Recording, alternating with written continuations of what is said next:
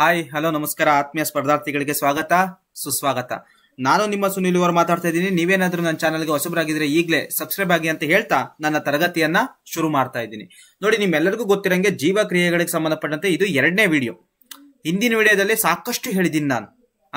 ಯಾವ್ದಕ್ ಜೀವ ಇರ್ತದೆ, ಯಾವ್ದಕ್ ಜೀವ ಇರಲ್ಲ, ಮತ್ತೆ ಗೋಚರದ ಮಾನದಂಡಗಳು, ಅಗೋಚರದ ಮಾನದಂಡಗಳು, ಉಸಿರಾಟದ ಬಗ್ಗೆ, ಸಸ್ಯಗಳಲ್ಲಿ ಉಸಿರಾಟ, ಮಾನವರಲ್ಲಿ ಉಸಿರಾಟ, ಈ ಹಲವಾರು ವಿಷಯಗಳನ್ನ ಹಿಂದಿನ ತರಗತಿಯಲ್ಲಿ ಹೇಳಿದ್ದೀನಿ. ಬಟ್ ಇವತ್ತಿನ ತರಗತಿಯಲ್ಲಿ ನಾನು ಸಾಗಾಣಿಕೆ ಬಗ್ಗೆ ಹೇಳಬೇಕು. ಸಸ್ಯಗಳಲ್ಲಿ ಸಾಗಾಣಿಕೆ ಯಾವ ತರ ಆಗ್ತದೆ, ಮಾನವರಲ್ಲಿ ಸಾಗಾಣಿಕೆ ಯಾವ ತರ ಆಗ್ತದೆ, ಅದನ್ನ ಈ ತರಗತಿಯಲ್ಲಿ ನಾನು ನಿಮ್ಗೆ ಹೇಳ್ತೀನಿ. ನೋಡಿ, ಈಗ ಮಾಡ್ತಿರೋಂಥ ವಿಡಿಯೋ TET, HSTR ಮತ್ತೆ GPSTR ಮತ್ತೆ SSLC ವಿದ್ಯಾರ್ಥಿಗಳು ತುಂಬಾ ಅನುಕೂಲವಾಗಿರುವಂತದ್ದು. ಕೇವಲ 2 ವಿಡಿಯೋದಲ್ಲಿ SSLC ಲೈಫ್ ಪ್ರಾಸೆಸ್ ಜೀವಕ್ರಿಯೆಗಳು ಪಾಠವನ್ನ ಮುಗಿಸಿದ್ದೀನಿ. ಒಂದು ಅಂಶನೂ ಕೂಡ ಬಿಟ್ಟಿಲ್ಲ. ಬಿಟ್ಟಿದ್ರೆ ಕಮೆಂಟ್ ಮೂಲಕ ತಿಳಿಸಿ. ನೋಡಿ, ಈಗ ಜೀವಕ್ರಿಯೆಗಳಿಗೆ ಹೋಗ್ತಾ ಇದ್ದೀನಿ. ಜೀವಕ್ರಿಯೆಗಳಲ್ಲಿ ನಾನು ಯಾವ್ದು ಬಿಟ್ಟಿದ್ದೀನಿ ಅಂತಂತಂದ್ರೆ, ಇವಾಗ ಜಸ್ಟ್ ಉಸಿರಾಟ ಯಾವ್ದು ಬರ್ಬೇಕು ಅಂತಂತಂದ್ರೆ, ಉಸಿರಾಟ ಅಲ್ಲ, ಕ್ಷಮೆ ಇರಲಿ, ಇವೆಲ್ಲ ಮುಗ್ದಿದೆ. ಈ ಪಾಠಗಳೆಲ್ಲ ಮುಗ್ದಿದೆ. ವೈಟ್, ಎಸ್ ಇಲ್ಲಿ ಬರ್ಬೇಕು. ಸಾಗಾಣಿಕೆಗೆ ಬಂದಿದ್ದೀನಿ ನಾನು. ಎಸ್, ಇವಾಗ ಸಾಗಾಣಿಕೆ ಬಗ್ಗೆ ನಾನು ಈಗ ಹೇಳ್ತಾ ಹೋಗ್ತೀನಿ, ನೀವು ಪಾಯಿಂಟ್ ಮಾಡ್ತಾ ಹೋಗಿ. ಸೊ ನೋಡಿ, ಇಲ್ಲಿ ಸಾಗಾಣಿಕೆ ಅಂತಂದ್ರೆ ಏನ್ ಸಾಗಾಣಿಕೆ ಹೇಳಿ? Just simple. ಸಾಗಾಣಿಕೆ ಅಂತಂದ್ರೆ ಏನ್ ಸಾಗಾಣಿಕೆ? ಸಾಮಾನ್ಯವಾಗಿ ರಕ್ತ ಸಾಗಾಣಿಕೆ ಆಗುವಂಥದ್ದು. Just simple. ಏನು? ರಕ್ತ ಸಾಗಾಣಿಕೆ ಆಗುವಂಥದ್ದು, ನೀರು ಸಾಗಾಣಿಕೆ ಆಗುವಂಥದ್ದು, ಆಹಾರ ಸಾಗಾಣಿಕೆ ಆಗುವಂಥದ್ದು. ಎಲ್ಲಿ? ನಮ್ಮ ದೇಹದಲ್ಲಿ. ಮತ್ತೆ ಇನ್ನೆಲ್ಲಾಗ್ತದೆ ಸಾಗಾಣಿಕೆ? ಸಸ್ಯಗಳಲ್ಲಿ. ಸೊ ಅಂತ ಸಾಗಾಣಿಕೆ ಬಗ್ಗೆ ನಾನು ಇವತ್ತು ಮಾಡ್ತಾ ಇದ್ದೀನಿ. ನೋಡಿ, ಅದರಲ್ಲಿ ಮೊದಲನೇದೇನಿದೆ, ಮನುಷ್ಯರಲ್ಲಿ ಸಾಗಾಣಿಕೆ ಅಂತಿದೆ. ಏನು? ಮನುಷ್ಯರಲ್ಲಿ ಸಾಗಾಣಿಕೆ ಅಂತ ಇದೆ. ನೋಡಿ, ಇಲ್ಲಿ ಅಲ್ಲಿ ಕ್ವಶನ್, ಮನುಷ್ಯರಲ್ಲಿ ಆಹಾರ ದೇಹದ ಎಲ್ಲಾ ಭಾಗಗಳಿಗೆ ಹೇಗೆ ಸಾಗಾಣಿಕೆ ಆಗ್ತದೆ? ನಾವು ತಿಂದಂತ ಆಹಾರ ದೇಹದ ಎಲ್ಲಾ ಭಾಗಗಳಿಗೆ ಹೇಗೆ ಸಾಗಾಣಿಕೆ ಆಗ್ತದೆ ಅಂತಂದ್ರೆ, ರಕ್ತದ ಮೂಲಕ ಸಾಗಾಣಿಕೆ ಆಗ್ತದೆ. ಯಾವ್ದ್ರ ಮೂಲಕ? ರಕ್ತದ ಮೂಲಕ ಸಾಗಾಣಿಕೆ ಆಗ್ತದೆ. ರಕ್ತವು ಆಹಾರ, ಆಕ್ಸಿಜನ್ ಮತ್ತು ತ್ಯಾಜ್ಯ ವಸ್ತುಗಳನ್ನು ನಮ್ಮ ದೇಹದಲ್ಲಿ ಸಾಗಾಣಿಕೆ ಮಾಡ್ತದೆ. ಹೌದು, ಆಹಾರ ಆಗಿರ್ಬೋದು, ಆಕ್ಸಿಜನ್ ಆಗಿರ್ಬೋದು, ತ್ಯಾಜ್ಯ ವಸ್ತುಗಳಾಗಿರ್ಬೋದು, ಯಾವ್ದು ಸಾಗಾಣಿಕೆ ಮಾಡ್ತಿರೋದು? ರಕ್ತ. Very very important. ಹಾಗಾದ್ರೆ ರಕ್ತ ಅಂದ್ರೇನು ಕೇಳ್ಬೋದು. ರಕ್ತ ಅಂತಂದ್ರೆ ಜಸ್ಟ್ ಸಿಂಪಲ್, ದ್ರವರೂಪಿ ಸಂಯೋಜಕ ಅಂಗಾಂಶ ಅಂತ. ಹಾಗಾದ್ರೆ ರಕ್ತದಲ್ಲಿ ಕಂಡು ಬರುವಂತಹ ಘಟಕಗಳು ಯಾವುವು ಅಂತ ಕೇಳ್ತಾರೆ. ರಕ್ತದಲ್ಲಿ ಕಂಡು ಬರುವಂತಹ ಘಟಕಗಳು ಯಾವುವು ಅಂತ ಕೇಳ್ತಾರೆ. ಜಸ್ಟ್ ಸಿಂಪಲ್, ಅಲ್ಲಿ ಕೆಂಪು ರಕ್ತ ಕಣಗಳು ಬರ್ತಾವ ಸ, ಬಿಳಿ ರಕ್ತ ಕಣಗಳು ಬರ್ತಾವ ಸ, ಮತ್ತೆ ಕಿರುತಟ್ಟೆಗಳು ಬರ್ತಾವ ಸ ರಕ್ತದಲ್ಲಿ. ಅಷ್ಟೇ ಅಲ್ಲ ಸ, ಪ್ಲಾಸ್ಮಾ ಎಂಬ ದ್ರವನು ಕೂಡ ಬರ್ತದೆ ಸ. ಪ್ಲಾಸ್ಮಾ ಎಂಬ ದ್ರವ ಕೂಡ ಬರ್ತದೆ. ನೋಡಿ, ಕೆಂಪು ರಕ್ತ ಕಣ, ಬಿಳಿ ರಕ್ತ ಕಣಗಳು, ಕಿರುತಟೆಗಳು, ಮತ್ತೆ ಪ್ಲಾಸ್ಮಾ ಎಂಬ ದ್ರವ ಬರ್ತದೆ. ಅಷ್ಟೇ ಅಲ್ಲ, ದುಗ್ಧ ರಸವನ್ನು ಕೂಡ ನಮ್ಮ ದೇಹದಲ್ಲಿ ಕಾಣಬಹುದು. ದುಗ್ಧ ರಸವನ್ನು ಕೂಡ ನಾವು ನಮ್ಮ ದೇಹದಲ್ಲಿ ಕಾಣಬಹುದು. Okay, come to the next slide. Yes, ಈಗ ಪ್ಲಾಸ್ಮಾ ಬರ್ತದೆ ಅಂತ ಹೇಳಿದ್ದೀನಲ್ಲ, ಪ್ಲಾಸ್ಮಾ ಎಂಬ ದ್ರವ ಮಾಧ್ಯಮ. ಆ ಪ್ಲಾಸ್ಮಾದ ಕಾರ್ಯವೇನು ಅಂತ ಕೇಳ್ತಾರೆ. ಪ್ಲಾಸ್ಮಾದ ಕಾರ್ಯ ಬೇರೆ ಏನಿಲ್ಲ. ಇದೇನ್ ಮಾಡ್ತೈತೆ ಅಂತಂದ್ರೆ, ಆಹಾರವನ್ನ ಮತ್ತೆ ಕಾರ್ಬನ್ ಡೈಆಕ್ಸೈಡ್, ನೈಟ್ರೋಜನ್ ಯುಕ್ತ ತ್ಯಾಜ್ಯಗಳನ್ನ ಕರಗಿದ ರೂಪದಲ್ಲಿ ಪ್ಲಾಸ್ಮಾ ಸಾಗಿಸುತ್ತದೆ. ನಮ್ಮ ದೇಹದಲ್ಲಿ ಏನ್ ಮಾಡ್ತೈತೆ ಅಂತಂದ್ರೆ, ಫುಡ್ ಮತ್ತೆ ಕಾರ್ಬನ್ ಡೈಆಕ್ಸೈಡ್ ಅನ್ನ, ನೈಟ್ರೋಜನ್ ಯುಕ್ತ ತ್ಯಾಜ್ಯ ವಸ್ತುಗಳನ್ನ, ನೈಟ್ರೋಜನ್ ಯುಕ್ತ ತ್ಯಾಜ್ಯ ವಸ್ತುಗಳು ಯಾವ್ದಾದ್ರು ಕೇಳಿದ್ರೆ ಯೂರಿಯಾ ಅಂತ ಹೇಳ್ಬೇಕು. ಮನುಷ್ಯರಲ್ಲಿ ಏನು? ಯೂರಿಯಾ ಅಂತ ಹೇಳ್ಬೇಕು. ಸೊ ಇಂತಹ ತ್ಯಾಜ್ಯ ವಸ್ತುಗಳನ್ನ ಏನ್ ಮಾಡ್ತೈತೆ ಅಂತಂದ್ರೆ, ಆ ಪ್ಲಾಸ್ಮಾ ನಮ್ಮ ದೇಹದಲ್ಲಿ ಸಾಗಾಣಿಕೆ ಮಾಡ್ತಾ ಐತೆ. ಹೌದು, ಈಗ ರಕ್ತಕ್ಕೆ ಸಂಬಂಧಪಟ್ಟಂತೆ ಹೇಳ್ತಾ ಇದ್ದೀನಿ. ಕೆಂಪು ರಕ್ತ ಕಣಗಳಂತ ಹೇಳ್ದೆ ಅಲ್ವಾ? ಹಾಗಾದ್ರೆ ಕೆಂಪು ರಕ್ತ ಕಣಗಳ ಕಾರ್ಯವೇನು ಅಂತ ಕೇಳಿದ್ರೆ ಏನಿಲ್ಲ. ಕೆಂಪು ರಕ್ತ ಕಣಗಳು ಏನ್ ಮಾಡ್ತದೆ ಅಂತಂದ್ರೆ, ಆಕ್ಸಿಜನ್ ಅನ್ನ ಕೆಂಪು ರಕ್ತ ಕಣಗಳಿಂದ ಸಾಗಿಸಲ್ಪಡುತ್ತದೆ. ನೋಡಿ, ಆಕ್ಸಿಜನ್ ಸಪ್ಲೈ ಆಗ್ಬೇಕು ದೇಹಕ್ಕೆ ಅಂತಂತಂದ್ರೆ ಏನ್ ಬೇಕು? ಕೆಂಪು ರಕ್ತ ಕಣಗಳು ಬೇಕು. ಕೆಂಪು ರಕ್ತ ಕಣದಲ್ಲಿರುವ ಹಿಮೋಗ್ಲೋಬಿನ್ ಆಕ್ಸಿಜನ್ ಸಾಗಿಸಲು ಸಹಾಯಕವಾಗಿದೆ. ಕೆಂಪು ರಕ್ತ ಕಣದ ಬೇಕು. ಕೆಂಪು ರಕ್ತ ಕಣದೊಳಗಿರುವಂತಹ ಯಾವ ವರ್ಣಕ? ಹಿಮೋಗ್ಲೋಬಿನ್ ಅನ್ನೋ ಒಂದು ವರ್ಣಕ ಏನ್ ಮಾಡ್ತೈತೆ? ಸಹಾಯಕ ಮಾಡ್ತೈತೆ. ಮತ್ತೆ ರಕ್ತವು ಕೆಂಪಾಗಿರಲು ಕಾರಣ ಏನು ಅಂತಂತಂದ್ರೆ ಹಿಮೋಗ್ಲೋಬಿನ್. ಕೆಂಪು ರಕ್ತ ಕಣಗಳ ಕಾರ್ಯ ಏನು ಅಂತಂತಂದ್ರೆ ಏನಿಲ್ಲ, ಆಕ್ಸಿಜನ್ ಸಪ್ಲೈ ಆಗುವಂತದ್ದು. Just simple. ನೆಕ್ಸ್ಟ್, ರಕ್ತ ದೇಹದ ಎಲ್ಲಾ ಭಾಗಗಳಿಗೆ ಹೇಗೆ ಹರಿಯುತ್ತದೆ? ಹೌದಲ್ವಾ? ಈಗ ರಕ್ತ ದೇಹದ ಅಡಿಯಿಂದ ಮುಡಿವರೆಗೂ ಕೂಡ ಏನಾಗಬೇಕು? ಹರಿಲೇಬೇಕು. ಹರಿತಾ ಇದೆ ಅಂತಂತಂದ್ರೆ ಹೇಗೆ ಹರಿತೈತೆ? ಜಸ್ಟ್ ಸಿಂಪಲ್, ಅಲ್ಲಿ ಎಲ್ಲಾ ಭಾಗಗಳು ಹರಿಬೇಕು ಅಂತಂತಂದ್ರೆ, ರಕ್ತವು ದೇಹದ ಎಲ್ಲಾ ಭಾಗಗಳಿಗೆ ಹರಿಯುವಂತೆ ಮಾಡಲು ಪಂಪ್ ಮಾಡುವ ಅಂಗ ಇದೆ. ಪಂಪ್ ಮಾಡುವ ಅಂಗ ಇದೆ. ಅದೇ ಯಾವುದು? ಹೃದಯ. ಎಲ್ಲಾ ಭಾಗಗಳು ಹರಿಬೇಕು ಅಂತಂದ್ರೆ ಹೃದಯ ಬೇಕು. ಅದೇನ್ ಮಾಡ್ತೈತೆ? ರಕ್ತವನ್ನ ಪಂಪ್ ಮಾಡ್ತೈತೆ. ಅಷ್ಟೇ ಅಲ್ಲ, ಪಂಪ್ ಮಾಡಿ ಹಾಗೂ ದೇಹದ ಎಲ್ಲಾ ಅಂಗಾಂಶಗಳಿಗೆ ತಲುಪಲು ರಕ್ತನಾಳಗಳ ಜಾಲವಿರುತ್ತದೆ. ರಕ್ತನಾಳಗಳ ಜಾಲ ಇರ್ತದೆ ಕಣ್ರಿ. ಅಲ್ಲಿ ಅಪಧಮನಿ ಆಗಿರ್ಬೋದು, ಅಭಿಧಮನಿ ಆಗಿರ್ಬೋದು, ಲೋಮನಾಳಗಳಾಗಿರ್ಬೋದು, ಇವೆಲ್ಲವೂ ಕೂಡ ಏನ್ ಮಾಡ್ತೈತೆ ಅಂತ ದೇಹದ ಎಲ್ಲಾ ಭಾಗಗಳಿಗೆ ರಕ್ತವನ್ನ ಸರಬರಾಜು ಮಾಡ್ತಾ ಇದಾವೆ. Come to the next slide. Yes, ಇಲ್ಲಿ ಮುಖ್ಯಾಂಶಗಳು ನಾವು ನೆನ್ಪಿಟ್ಕೋಬೇಕು. ಮನುಷ್ಯರಲ್ಲಿ ಉಸಿರಾಟದ ವರ್ಣಕ ಯಾವುದು? ಹಿಮೋಗ್ಲೋಬಿನ್. ಮತ್ತೆ ಮನುಷ್ಯರಲ್ಲಿ ರಕ್ತದಲ್ಲಿ ಸಾಮಾನ್ಯವಾಗಿ ಯಾವ ವರ್ಣಕ ಕಂಡು ಬರ್ತದೆ? ಹಿಮೋಗ್ಲೋಬಿನ್. ಹಿಮೋಗ್ಲೋಬಿನ್ ಏನ್ ಮಾಡ್ತದೆ? ಆಕ್ಸಿಜನ್ ಅನ್ನ ಸಪ್ಲೈ ಮಾಡ್ತದೆ. ಮತ್ತೆ ಆಕ್ಸಿಜನ್ಗಿಂತ ನೀರಿನಲ್ಲಿ ಹೆಚ್ಚು ಕರಗುವ ಅನಿಲ ಯಾವ್ದಾದ್ರು ಇದ್ರೆ ಅದು ಕಾರ್ಬನ್ ಡೈಆಕ್ಸೈಡ್. ನೆನ್ಪಿಟ್ಕೊಂಡಿರಿ, ನೀರಿದೆ ಅಂತ ತಿಳ್ಕೊಳ್ಳಿ. ಆ ನೀರೊಳಗಡೆ ಜಾಸ್ತಿ ಆಕ್ಸಿಜನ್ ಕರಗೋದಿಲ್ಲ. ಯಾವ್ದು ಕರಗುತ್ತೆ? Carbon dioxide ಕರಗುತ್ತೆ. ಅದು ನೀವು ನೆನ್ಪಿಟ್ಕೊಂಡಿರಿ. ನೆಕ್ಸ್ಟ್, ಇಲ್ಲಿ ಹಿಮೋಗ್ಲೋಬಿನ್ ನ ಪ್ರಮುಖ ಕಾರ್ಯ ಇವಾಗ ತಾನೇ ಹೇಳಿದ್ದೀನಿ, ಅದನ್ನ ಬರ್ದಿಟ್ಕೊಂಡಿರಿ. Come to the next slide. Yes, ಹಾಗಾದ್ರೆ ರಕ್ತನಾಳಗಳು ಯಾವ್ಯಾವ ಅಂತ ಕೇಳಿದ್ರೆ ಜಸ್ಟ್ ಸಿಂಪಲ್ ಅಪಧಮನಿಗಳು, ಅಭಿಧಮನಿಗಳು ಮತ್ತೆ ಲೋಮನಾಳಗಳಂತ ಹೇಳಬೇಕು. ನೆಕ್ಸ್ಟ್ ಕ್ವಶನ್, ಹೃದಯವು ರಕ್ತವನ್ನು ಪಂಪ್ ಮಾಡಲು ಹೇಗೆ ರಚನೆಗೊಂಡಿದೆ ಅಂತ ಕೇಳ್ತಿದ್ದಾರೆ. ಹಾಗಾದ್ರೆ ಹೃದಯ ಯಾವ ತರ ಇದೆ ಅಂತ ಕೇಳ್ತಿದ್ದಾರೆ. ಜಸ್ಟ್ ಸಿಂಪಲ್, ಹೃದಯ ಅಂತಂತಂದ್ರೆ ಏನಂತ ಮೊದಲು ಬರಿಬೇಕು. ಹೃದಯ ಅಂತಂತಂದ್ರೆ ಒಂದು ಸ್ನಾಯುವಿನಿಂದ ಆದಂತಹ ಒಂದು ಅಂಗಾಂಶ ಅಥವಾ ಅಂಗ. ಒಂದು ಹೃದಯ ಅಂತಂದ್ರೇನು? ಸ್ನಾಯುವಿನಿಂದ ಆದಂತಹ ಒಂದು ಅಂಗಾಂಶ. ರಕ್ತ ಅಂತಂತಂದ್ರೆ ದ್ರವರೂಪಿ ಸಂಯೋಜಕ ಅಂಗಾಂಶ. ಹೃದಯ ಅಂತಂತಂದ್ರೆ ಸ್ನಾಯುವಿನಿಂದ ಆದಂತಹ ಒಂದು ಅಂಗಾಂಶ. ನೆಕ್ಸ್ಟ್, ಹೃದಯದ ಬಗ್ಗೆ ಹೇಳ್ತಾ ಇದೀವಿ. ಹೃದಯವು ನಮ್ಮ ಎಡ ಮುಷ್ಟಿ ಎಷ್ಟಿರ್ತದೆ? ಎಷ್ಟಿರ್ತದೆ? ಎಡ ಮುಷ್ಟಿ ಎಷ್ಟಿರ್ತದೆ? ಸಾಮಾನ್ಯವಾಗಿ 350ರಿಂದ 450 ಗ್ರಾಮ್ ಒಳಗಡೆ ಈ ತರ ಸಾಮಾನ್ಯವಾಗಿ. ಅದ್ರ ಕೆಜಿ 350ರಿಂದ 450 ಗ್ರಾಮ್ ಇರ್ತದೆ ಸಾಮಾನ್ಯವಾಗಿ. Gram, gram. ಓಕೆನಾ? ನೆಕ್ಸ್ಟ್, ಹೃದಯದ ಬಗ್ಗೆ ಸ್ನಾಯುವಿನ ಅಂಗಾಂಶ ಆಯ್ತು, ಎಡ ಮುಷ್ಟಿ ಎಷ್ಟಿರ್ತದೆ ಅಂತ ಅಂದಾಯ್ತು. ನೆಕ್ಸ್ಟ್, ಹೃದಯದಲ್ಲಿ ಏನು ಅಂತಂದ್ರೆ ಆಕ್ಸಿಜನ್ ಸಮೃದ್ಧ ರಕ್ತ ಹಾಗೂ ಕಾರ್ಬನ್ ಡೈಆಕ್ಸೈಡ್ ಸಮೃದ್ಧ ರಕ್ತ ಮಿಶ್ರಣವಾಗದಂತೆ ತಡೆಯಲು 4 ಕೋಣೆಗಳಿದಾವೆ. ಹೌದು, ಇದೇ ಹೃದಯದ ಬಗ್ಗೆ ಹೇಳ್ಬೇಕು ಅಂತಂದ್ರೆ 4 ಕೋಣೆಗಳಿದಾವೆ. ಎಡಗೈ ಮುಷ್ಟಿ ಅಷ್ಟಿದೆ. ಒಂದು ಸ್ನಾಯುವಿನಿಂದ ಆದ ಅಂಗಾಂಶ. ಇಲ್ಲಿ ಆಕ್ಸಿಜನ್ ಕೂಡ ಸಪ್ಲೈ ಆಗ್ತದೆ, ಮತ್ತೆ ಕಾರ್ಬನ್ ಡೈಆಕ್ಸೈಡ್ ಕೂಡ ಇದೇ ಜಾಗದಲ್ಲಿ ಇರ್ತದೆ. ಅವೆರಡೂ ಕೂಡ ಒಟ್ಟಿಗೆ ಸೇರ್ದೇ ಇರೋ ತರ ಯಾವುದು ಕಾಪಾಡ್ಕೊತಾ ಇದೆ ಅಂತಂದ್ರೆ ನಮ್ಮಲ್ಲಿರುವಂತಹ ಹೃದಯ ಕೋಣೆಗಳು. ಯಾವುದು? 4 ಹೃದಯ ಕೋಣೆಗಳಿದಾವೆ. 2 ಹೃತ್ಕಣಗಳು, 2 ಹೃತ್ಕುಕ್ಷಿಗಳು. ನೆಕ್ಸ್ಟ್, ಓಕೆ, ಈಗ 4 ಹೃದಯ ಕೋಣೆಗಳಿದಾವೆ ಅಂತ ಹೇಳಿದ್ನಲ್ಲ. ಮನುಷ್ಯರಲ್ಲಿ ಎಷ್ಟು ಹೃದಯ ಕೋಣೆಗಳಿದಾವೆ? ನಿಮ್ಮೆಲ್ಲರಿಗೂ ಗೊತ್ತಿರಂಗೆ ಈಗ ಹೇಳ್ದೆ, 2 ಹೃತ್ಕರ್ಣ, 2 ಹೃತ್ಕುಕ್ಷಿಗಳು. ಪಕ್ಷಿಗಳಲ್ಲಿ ಆಸ್ ಇಟ್ ಈಸ್, ಪಕ್ಷಿಗಳಲ್ಲೂ ಕೂಡ 2 ಹೃತ್ಕರ್ಣ, 2 ಹೃತ್ಕಕ್ಷಿಗಳಲ್ಲಿ. ಉಭಯವಾಸಿಗಳಲ್ಲಿ ಎಷ್ಟು ಹೃದಯ ಕೋಣೆಗಳಿದಾವೆ? ಉಭಯವಾಸಿಗಳಲ್ಲಿ 3 ಹೃದಯ ಕೋಣೆಗಳಿದಾವೆ. ಉಭಯವಾಸಿಗಳಲ್ಲಿ 3 ಹೃದಯ ಕೋಣೆಗಳಿದಾವೆ. ಉಭಯವಾಸಿ ಅಂತಂದ್ರೇನು? ನೀರಿನಲ್ಲೂ ವಾಸಿಸ್ತವೆ ಮತ್ತೆ ನೆಲದಲ್ಲೂ ಕೂಡ ವಾಸಿಸ್ತವೆ. ಇಂಥ ಜೀವಿಗಳಿಗೆ ನಾವೇನಂತ ಕರಿತೀವಿ? ಉಭಯವಾಸಿಗಳಂತ ಕರಿತೀವಿ. ಫಾರ್ ಎಕ್ಸಾಂಪಲ್, ನಾವೇನು ಅದಕ್ಕೆ ಉಭಯವಾಸಿಗಳಿಗೆ ಎಕ್ಸಾಂಪಲ್ ಕೊಡೋದಾರೆ ಕಪ್ಪೆ ಕೊಡ್ಬೋದು, ಸಲಾಮಂಡರ್ ಅನ್ನ ಕೊಡ್ಬೋದು, ಸಲಾಮಂಡರ್ ಅನ್ನ ಕೊಡಬಹುದು. Very very important. ನೋಡಿ, ಕಪ್ಪೆಯಲ್ಲಿ 3 ಹೃದಯ ಕೋಣೆಗಳಿದಾವೆ. ಅದೇ ಕಪ್ಪೆ ಮರಿ ಆಗಿತ್ತಲ್ಲ, ಆವಾಗ 2 ಹೃದಯ ಕೋಣೆ ಇರ್ತವೆ. ನೆನ್ಪಿಟ್ಕೊಂಡಿರಿ. ಕಪ್ಪೆ ಲಾರ್ವಾ ಸ್ಟೇಜ್ ಅಲ್ಲಿ ಇದ್ದಾಗ ಅಥವಾ ಕಪ್ಪೆ ಚಿಕ್ಕಕ್ಕಿರ್ತದಲ್ಲ, ಮರಿ ಆಗಿರ್ತದಲ್ಲ, ಅವಾಗ 2 ಹೃದಯ ಕೋಣೆಗಳು. ಬೆಳವಣಿಗೆ ಒಂದಾದ್ಮೇಲೆ, ಪ್ರೌಢ ವ್ಯವಸ್ಥೆ ಆದ್ಮೇಲೆ 3 ಹೃದಯ ಕೋಣೆಗಳಿರ್ತದೆ. 2 ಹೃತ್ಕರ್ಣಗಳಿದ್ರೆ 1 ಹೃತ್ಕುಕ್ಷಿ ಇರ್ತದೆ. ಇನ್ನ ಸರೀಸೃಪಗಳು ಬಂದ್ರೆ 3 ಹೃದಯ ಕೋಣೆಗಳಿದಾವೆ. ಇಟ್ ಮೀನ್ಸ್ ಹಾವು. ಸರೀಸೃಪಗಳಂತಂದ್ರೇನು? ಹಾವು ಅಂತ ನೆನಪಿಡ್ಬೇಕು. ಇಲ್ಲಿ ಎಷ್ಟು ಹೃದಯ ಕೋಣೆಗಳಿದಾವೆ? 3 ಹೃದಯ ಕೋಣೆಗಳಿದಾವೆ. ಮೀನಲ್ಲಿ ಎಷ್ಟು ಹೃದಯ ಕೋಣೆಗಳಿದಾವೆ? 2 ಹೃದಯ ಕೋಣೆಗಳಿದಾವೆ. ಮೀನಲ್ಲಿ ಎಷ್ಟು? 2 ಹೃದಯ ಕೋಣೆಗಳು ಇದಾವೆ. Come to the next slide. Yes, ಇನ್ನ ಈಗ ರಕ್ತ ಒತ್ತಡ ಅಂತ ಕೇಳ್ತಾರೆ. ಬ್ಲಡ್ ಪ್ರೆಷರ್ ಅಂತ ಕೇಳಿದಿರಲ್ಲ, ಇದು ಹೊಸ ಟಾಪಿಕ್. ಬ್ಲಡ್ ಪ್ರೆಷರ್ ಅಂತಂದ್ರೇನು? ಒಂದು ರಕ್ತನಾಳದ ಗೋಡೆಯ ಮೇಲೆ ರಕ್ತವು ಉಂಟು ಮಾಡುವ ಬಲಕ್ಕೆ ನಾವೇನಂತ ಕರಿತೀವಿ? ರಕ್ತದೊತ್ತಡ ಅಂತ ಕರಿತೀವಿ.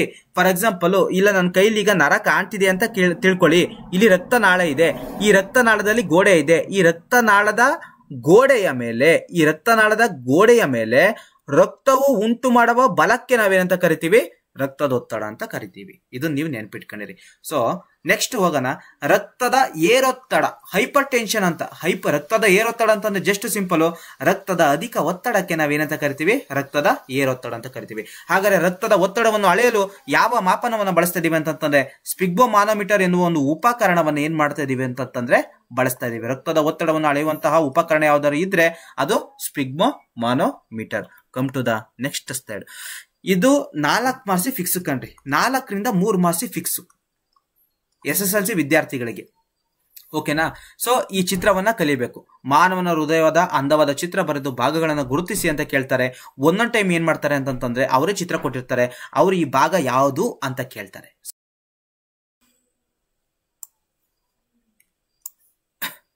ಈ ಭಾಗಗಳೆಲ್ಲನೂ ಕೂಡ ನಾವು ತಿಳ್ಕೊಬೇಕು ನೋಡಿ. ಈಗ ನಾನೊಂದ್ಸರಿ ಹೇಳ್ಬಿಡ್ತೀನಿ, ಈ ಕಡೆ ಪಾರ್ಟು, ಈ ಕಡೆ ಪಾರ್ಟು, ಈ ಕಡೆ ಪಾರ್ಟು, ಈ ಕಡೆ ಪಾರ್ಟ್ ಆಯ್ತಲ್ಲ, ಇವೆರಡು ಈ ಮೇಲ್ಗಡೆ ಇರವು ಹೃತ್ಕಣಗಳು, ಕೆಳಗಡೆ ಇರವು ಹೃತ್ಕುಕ್ಷಿಗಳು.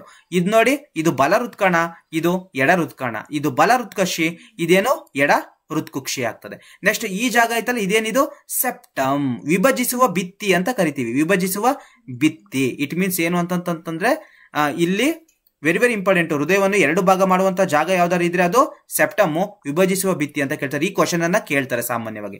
ಇನ್ನು ಎಲ್ಲಾ ಭಾಗಗಳು ಮಹಾಪಧಮನಿ ಆಗಿರ್ಬೋದು, ನೀಚ ಅಭಿಧಮನಿ ಆಗಿರ್ಬೋದು, ಉಚ್ಚ ಅಭಿಧಮನಿ ಆಗಿರ್ಬೋದು, ಪುಪ್ಪಸಕ ಅಭಿಧಮನಿ, ಪುಪ್ಪಸಕ ಅಭಿಧಮನಿಗಳು, ಇವೆಲ್ಲವೂ ಕೂಡ ನೀವು ಈ ಚಿತ್ರವನ್ನ ಕಲ್ತು ಭಾಗಗಳನ್ನ ಗುರುತಿಸೋದು ಕಲ್ತ್ಕೊಂಡ್ರೆ 4 ಮಾರ್ಕ್ಸ್ ಫಿಕ್ಸ್. ಓಕೆ, ನೆಕ್ಸ್ಟ್ ಸ್ಲೈಡ್ಗೆ ಹೋಗೋಣ ಬನ್ನಿ. ಎಸ್, ಅದೇ ಹೃದಯದ ಬಗ್ಗೆ ಇಲ್ಲಿ ಹೇಳ್ತಾ ಇದ್ದೀನಿ. ಇಲ್ಲಿ ಏನ್ ಕೊಟ್ಟಿದ್ದಾರೆ ನೋಡಿ, ಈ ಚಿತ್ರ ಕೊಟ್ಟಿಲ್ಲ, ಬಟ್ ಭಾಗಗಳನ್ನ ಗುರುತಿಸಿ ಅಂತ ಕೊಡಬಹುದು. ಅವ್ರ ಚಿತ್ರ ಬರೆದ್ಬಿಟ್ಟು ಭಾಗಗಳನ್ನು ಗುರುತಿಸಿ ಅಂತ ಕೊಡಬಹುದು SLC ಅಲ್ಲಿ. ನೋಡಿ, ಇಲ್ಲಿ ಸಾಗಾಣಿಕಾ ರೇಖಾತ್ಮಕ ನಿರೂಪಣೆ ಮತ್ತು ಆಕ್ಸಿಜನ್ ಹಾಗೂ ಕಾರ್ಬನ್ ಡೈಆಕ್ಸೈಡ್ಗಳ ವಿನಿಮಯ ಅಂತಿದೆ. ಏನಿಲ್ಲ, ಹೃದಯಕ್ಕೆ ಏನಾಗ್ತದೆ ಅಂತಂದ್ರೆ ಆಕ್ಸಿಜನ್ ಕೂಡ ಬರ್ತದೆ, ಅದೇ ಹೃದಯಕ್ಕೆ ಏನಾಗ್ತದೆ ಅಂತಂದ್ರೆ ಕಾರ್ಬನ್ ಡೈಆಕ್ಸೈಡ್ ಕೂಡ ಹೋಗ್ತದೆ. ಸೊ ಅದೇ ಹೇಗೆ ಅಂತ ಹೇಳ್ತಿದೆ, ಅಲ್ಲಿ ಹೇಗೆ ಅಂತ ಈ ಚಿತ್ರದ ಮೂಲಕ ತೋರಿಸಿದ್ದಾರೆ. ಏನಿಲ್ಲ ಕಣ್ರಿ, ಇದು ನೋಡಿ, ಇದು ಶ್ವಾಸಕೋಶ ಅಂತ ಕನ್ಸಿಡರ್ ಮಾಡ್ಕೊಳ್ಳೋಣ. ಶ್ವಾಸಕೋಶದಲ್ಲಿ ಗಾಳಿಗೂಡುಗಳಿದ್ದಾವೆ, ಬಲೂನಿನಂತಹ ರಚನೆಗಳಿಗೆ ನಾವೇನಂತ ಕರಿತೀವಿ ಅಂತಂದ್ರೆ ಗಾಳಿಗೂಡು ಅಂತ ಕರಿತಿದೀವಿ. ಅಲ್ಲಿಂದ ಏನಾಗ್ತೈತೆ ಅಂತಂದ್ರೆ ಇಲ್ಲಿ ಕೆಂಪು ಕಲರ್ ಬರ್ತಿದೆ ಅಂತಂದ್ರೆ ಇಲ್ಲಿ ಆಕ್ಸಿಜನ್ ಇದೆ ಅಂತ, ಇಲ್ಲಿ ನೀಲಿ ಕಲರ್ ಇದೆಯಲ್ಲ ಇದೇನಂತಂದ್ರೆ ಕಾರ್ಬನ್ ಡೈಆಕ್ಸೈಡ್ ಇದೆ ಅಂತ. ಸೊ ನಮ್ ದೇಹಕ್ಕೆ ಏನ್ ಬೇಕೀಗ? ಆಕ್ಸಿಜನ್ ಬೇಕು. ಆಕ್ಸಿಜನ್ ಏನಾಗ್ತು ಇವಾಗ ಬಂತು ಶ್ವಾಸಕೋಶದಿಂದ ಬರುವ ಪುಪ್ಪಸಕ ಅಭಿಧಮನಿ. ನೆಕ್ಸ್ಟ್ ಏನಾಗ್ತೈತೆ? ದೇಹಕ್ಕೆ ರಕ್ತ ಪೂರೈಸುವ ಮಹಾ ಅಪಧಮನಿಗಳು. ನೆಕ್ಸ್ಟ್ ಅಪಧಮನಿಗಳು. ಇಲ್ಲಿ ಏನ್ ಕಂಡು ಬರ್ತವೆ ಅಂತಂದ್ರೆ ಲೋಮನಾಳಗಳು ಕಂಡು ಬರ್ತದೆ. ಏನು? ಲೋಮನಾಳಗಳು ಎಲ್ಲಿ ಕಂಡು ಬರ್ತದೆ? ಮಾನವನ ದೇಹದಲ್ಲಿ ಸಾಮಾನ್ಯವಾಗಿ ಕಂಡು ಬರ್ತದೆ. ಮಾನವನ ವಿವಿಧ ದೇಹದ ಅಂಗಗಳಲ್ಲಿ ಲೋಮನಾಳಗಳು ಕಂಡು ಬರ್ತದೆ. ಈ ಲೋಮನಾಳಗಳು ಏನ್ ಮಾಡ್ತಿದಾವೆ ಅಂತಂದ್ರೆ ಶುದ್ಧ ರಕ್ತ ಇಲ್ಲಿ ಬಂತಲ್ಲ, ಈ ಕೆಂಪು ಕಲರ್ ಇರೋದು ಶುದ್ಧ ರಕ್ತ ಅಂದ್ರೆ ಆಕ್ಸಿಜನ್ ಸಮೃದ್ಧ ರಕ್ತ. ಇಲ್ಲಿ ಏನಾಗ್ತೈತಿ ಅಂತಂದ್ರೆ ಜೀವಕೋಶಗಳು ಬಳಸ್ಕೊಳ್ತಾ ಇದ್ದಾವೆ.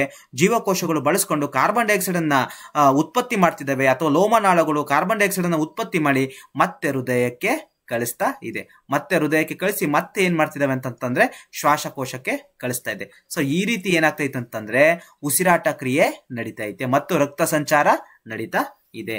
ಸೊ ಇಲ್ಲಿರುವಂತಹ ಭಾಗಗಳನ್ನ ನೀವು ಕಲ್ತ್ಕೊಂಡಿರಿ, ಬೇಕಾಗುತ್ತೆ. ಯಾಕಂತಂದ್ರೆ 1 or 2 ಮಾರ್ಕ್ಸಿಗೆ ಅವರೇ ಚಿತ್ರ ಕೊಟ್ಬಿಟ್ಟು ಈ ಭಾಗ ಯಾವುದು ಗುರುತಿಸಿ ಅಂತ ಕೇಳ್ತಾರೆ. ಪ್ರಿಪೇಟರಿ ಕೇಳಿದ್ರು. ಓಕೆ, ನೆಕ್ಸ್ಟ್ ಸ್ಲೈಡ್ಗೆ ಹೋಗೋಣ ಬನ್ನಿ. ಎಸ್, ಇದೇ ಮಾನವನ ಹೃದಯದ ಬಗ್ಗೆ ಸ್ವಲ್ಪ ಹೇಳಿದ್ದಾರೆ. ಈಗ ನಾನು ಹೇಳಿದ್ನಲ್ಲ ಅದೇ ಇಲ್ಲಿರೋದು, ಇನ್ನೇನಿಲ್ಲ. ಏನಂತ ಇದೆ? ಆಕ್ಸಿಜನ್ ಸಮೃದ್ಧ ರಕ್ತವು ಶ್ವಾಸಕೋಶಗಳಿಂದ ಹೃದಯದ ಎಡ ಹೃತ್ಕರ್ಣಕ್ಕೆ ಬರುತ್ತದೆ. ಹೌದು, ಈಗ ತಾನೇ ಹೇಳಿದೆ ಆಕ್ಸಿಜನ್ ಸಮೃದ್ಧ ರಕ್ತ ಎಲ್ಲಿ ಬರ್ತೈತೆ? ಇಲ್ಲಿ ಬರ್ತೈತೆ, ಎಡ ಹೃತ್ಕರ್ಣಕ್ಕೆ ಬರ್ತೈತೆ. ನೆಕ್ಸ್ಟ್ ಏನಾಗ್ತದೆ ಅಂತ ನೋಡೋಣ ಬನ್ನಿ. ನೆಕ್ಸ್ಟ್ ನಂತರ ಎಡ ಹೃತ್ಕುಕ್ಷಿಗೆ ಹಿಗ್ಗುವಿಕೆಯಿಂದ ರಕ್ತವು ಎಡ ಹೃತ್ಕುಕ್ಷಿಗೆ ವರ್ಗಾವಣೆ ಆಗ್ತದೆ. ಇಟ್ ಮೀನ್ಸ್ ಏನು ಅಂತಂದ್ರೆ ನೋಡಿ, ಈಗ ಈ ಕಡೆ ಶ್ವಾಸಕೋಶದಿಂದ ಎಡ ಹೃತ್ಕರ್ಣಕ್ಕೆ ಬಂತು, ನೆಕ್ಸ್ಟ್ ಎಲ್ಲಿ ಹೋಗ್ತೈತೆ? ಎಡ ಹೃತ್ಕುಕ್ಷಿಗೆ ಏನಾಗ್ತೈತೆ? ವರ್ಗಾವಣೆ ಆಗ್ತೈತೆ. ನೆಕ್ಸ್ಟ್ ಏನಾಗ್ತದೆ ನೋಡೋಣ ಮುಂದೆ. ಆಕ್ಸಿಜನ್ ರಹಿತ ರಕ್ತವು ಶ್ವಾಸಕೋಶಗಳಿಂದ ಹೃದಯದ ಬಲ ಹೃತ್ಕರ್ಣಕ್ಕೆ ಬಂದು ನಂತರ ಬಲ ಹೃತ್ಕಕ್ಷಿಗೆ ವರ್ಗಾವಣೆ ಆಗ್ತದೆ. ಇಟ್ ಮೀನ್ಸ್ ಏನು ಅಂತಂದ್ರೆ ಇಲ್ಲೇ ಹೇಳಿದ್ದೀನಿ. ಇಲ್ಲಿ ಈಗ ಈ ಚಿತ್ರವನ್ನ ತೋರಿಸ್ತೀನಿ ತಡೀರಿ. ಈ ಚಿತ್ರವನ್ನ ತೋರಿಸಿದ್ರೆ ಕರೆಕ್ಟ್ ಆಗ್ತದೆ.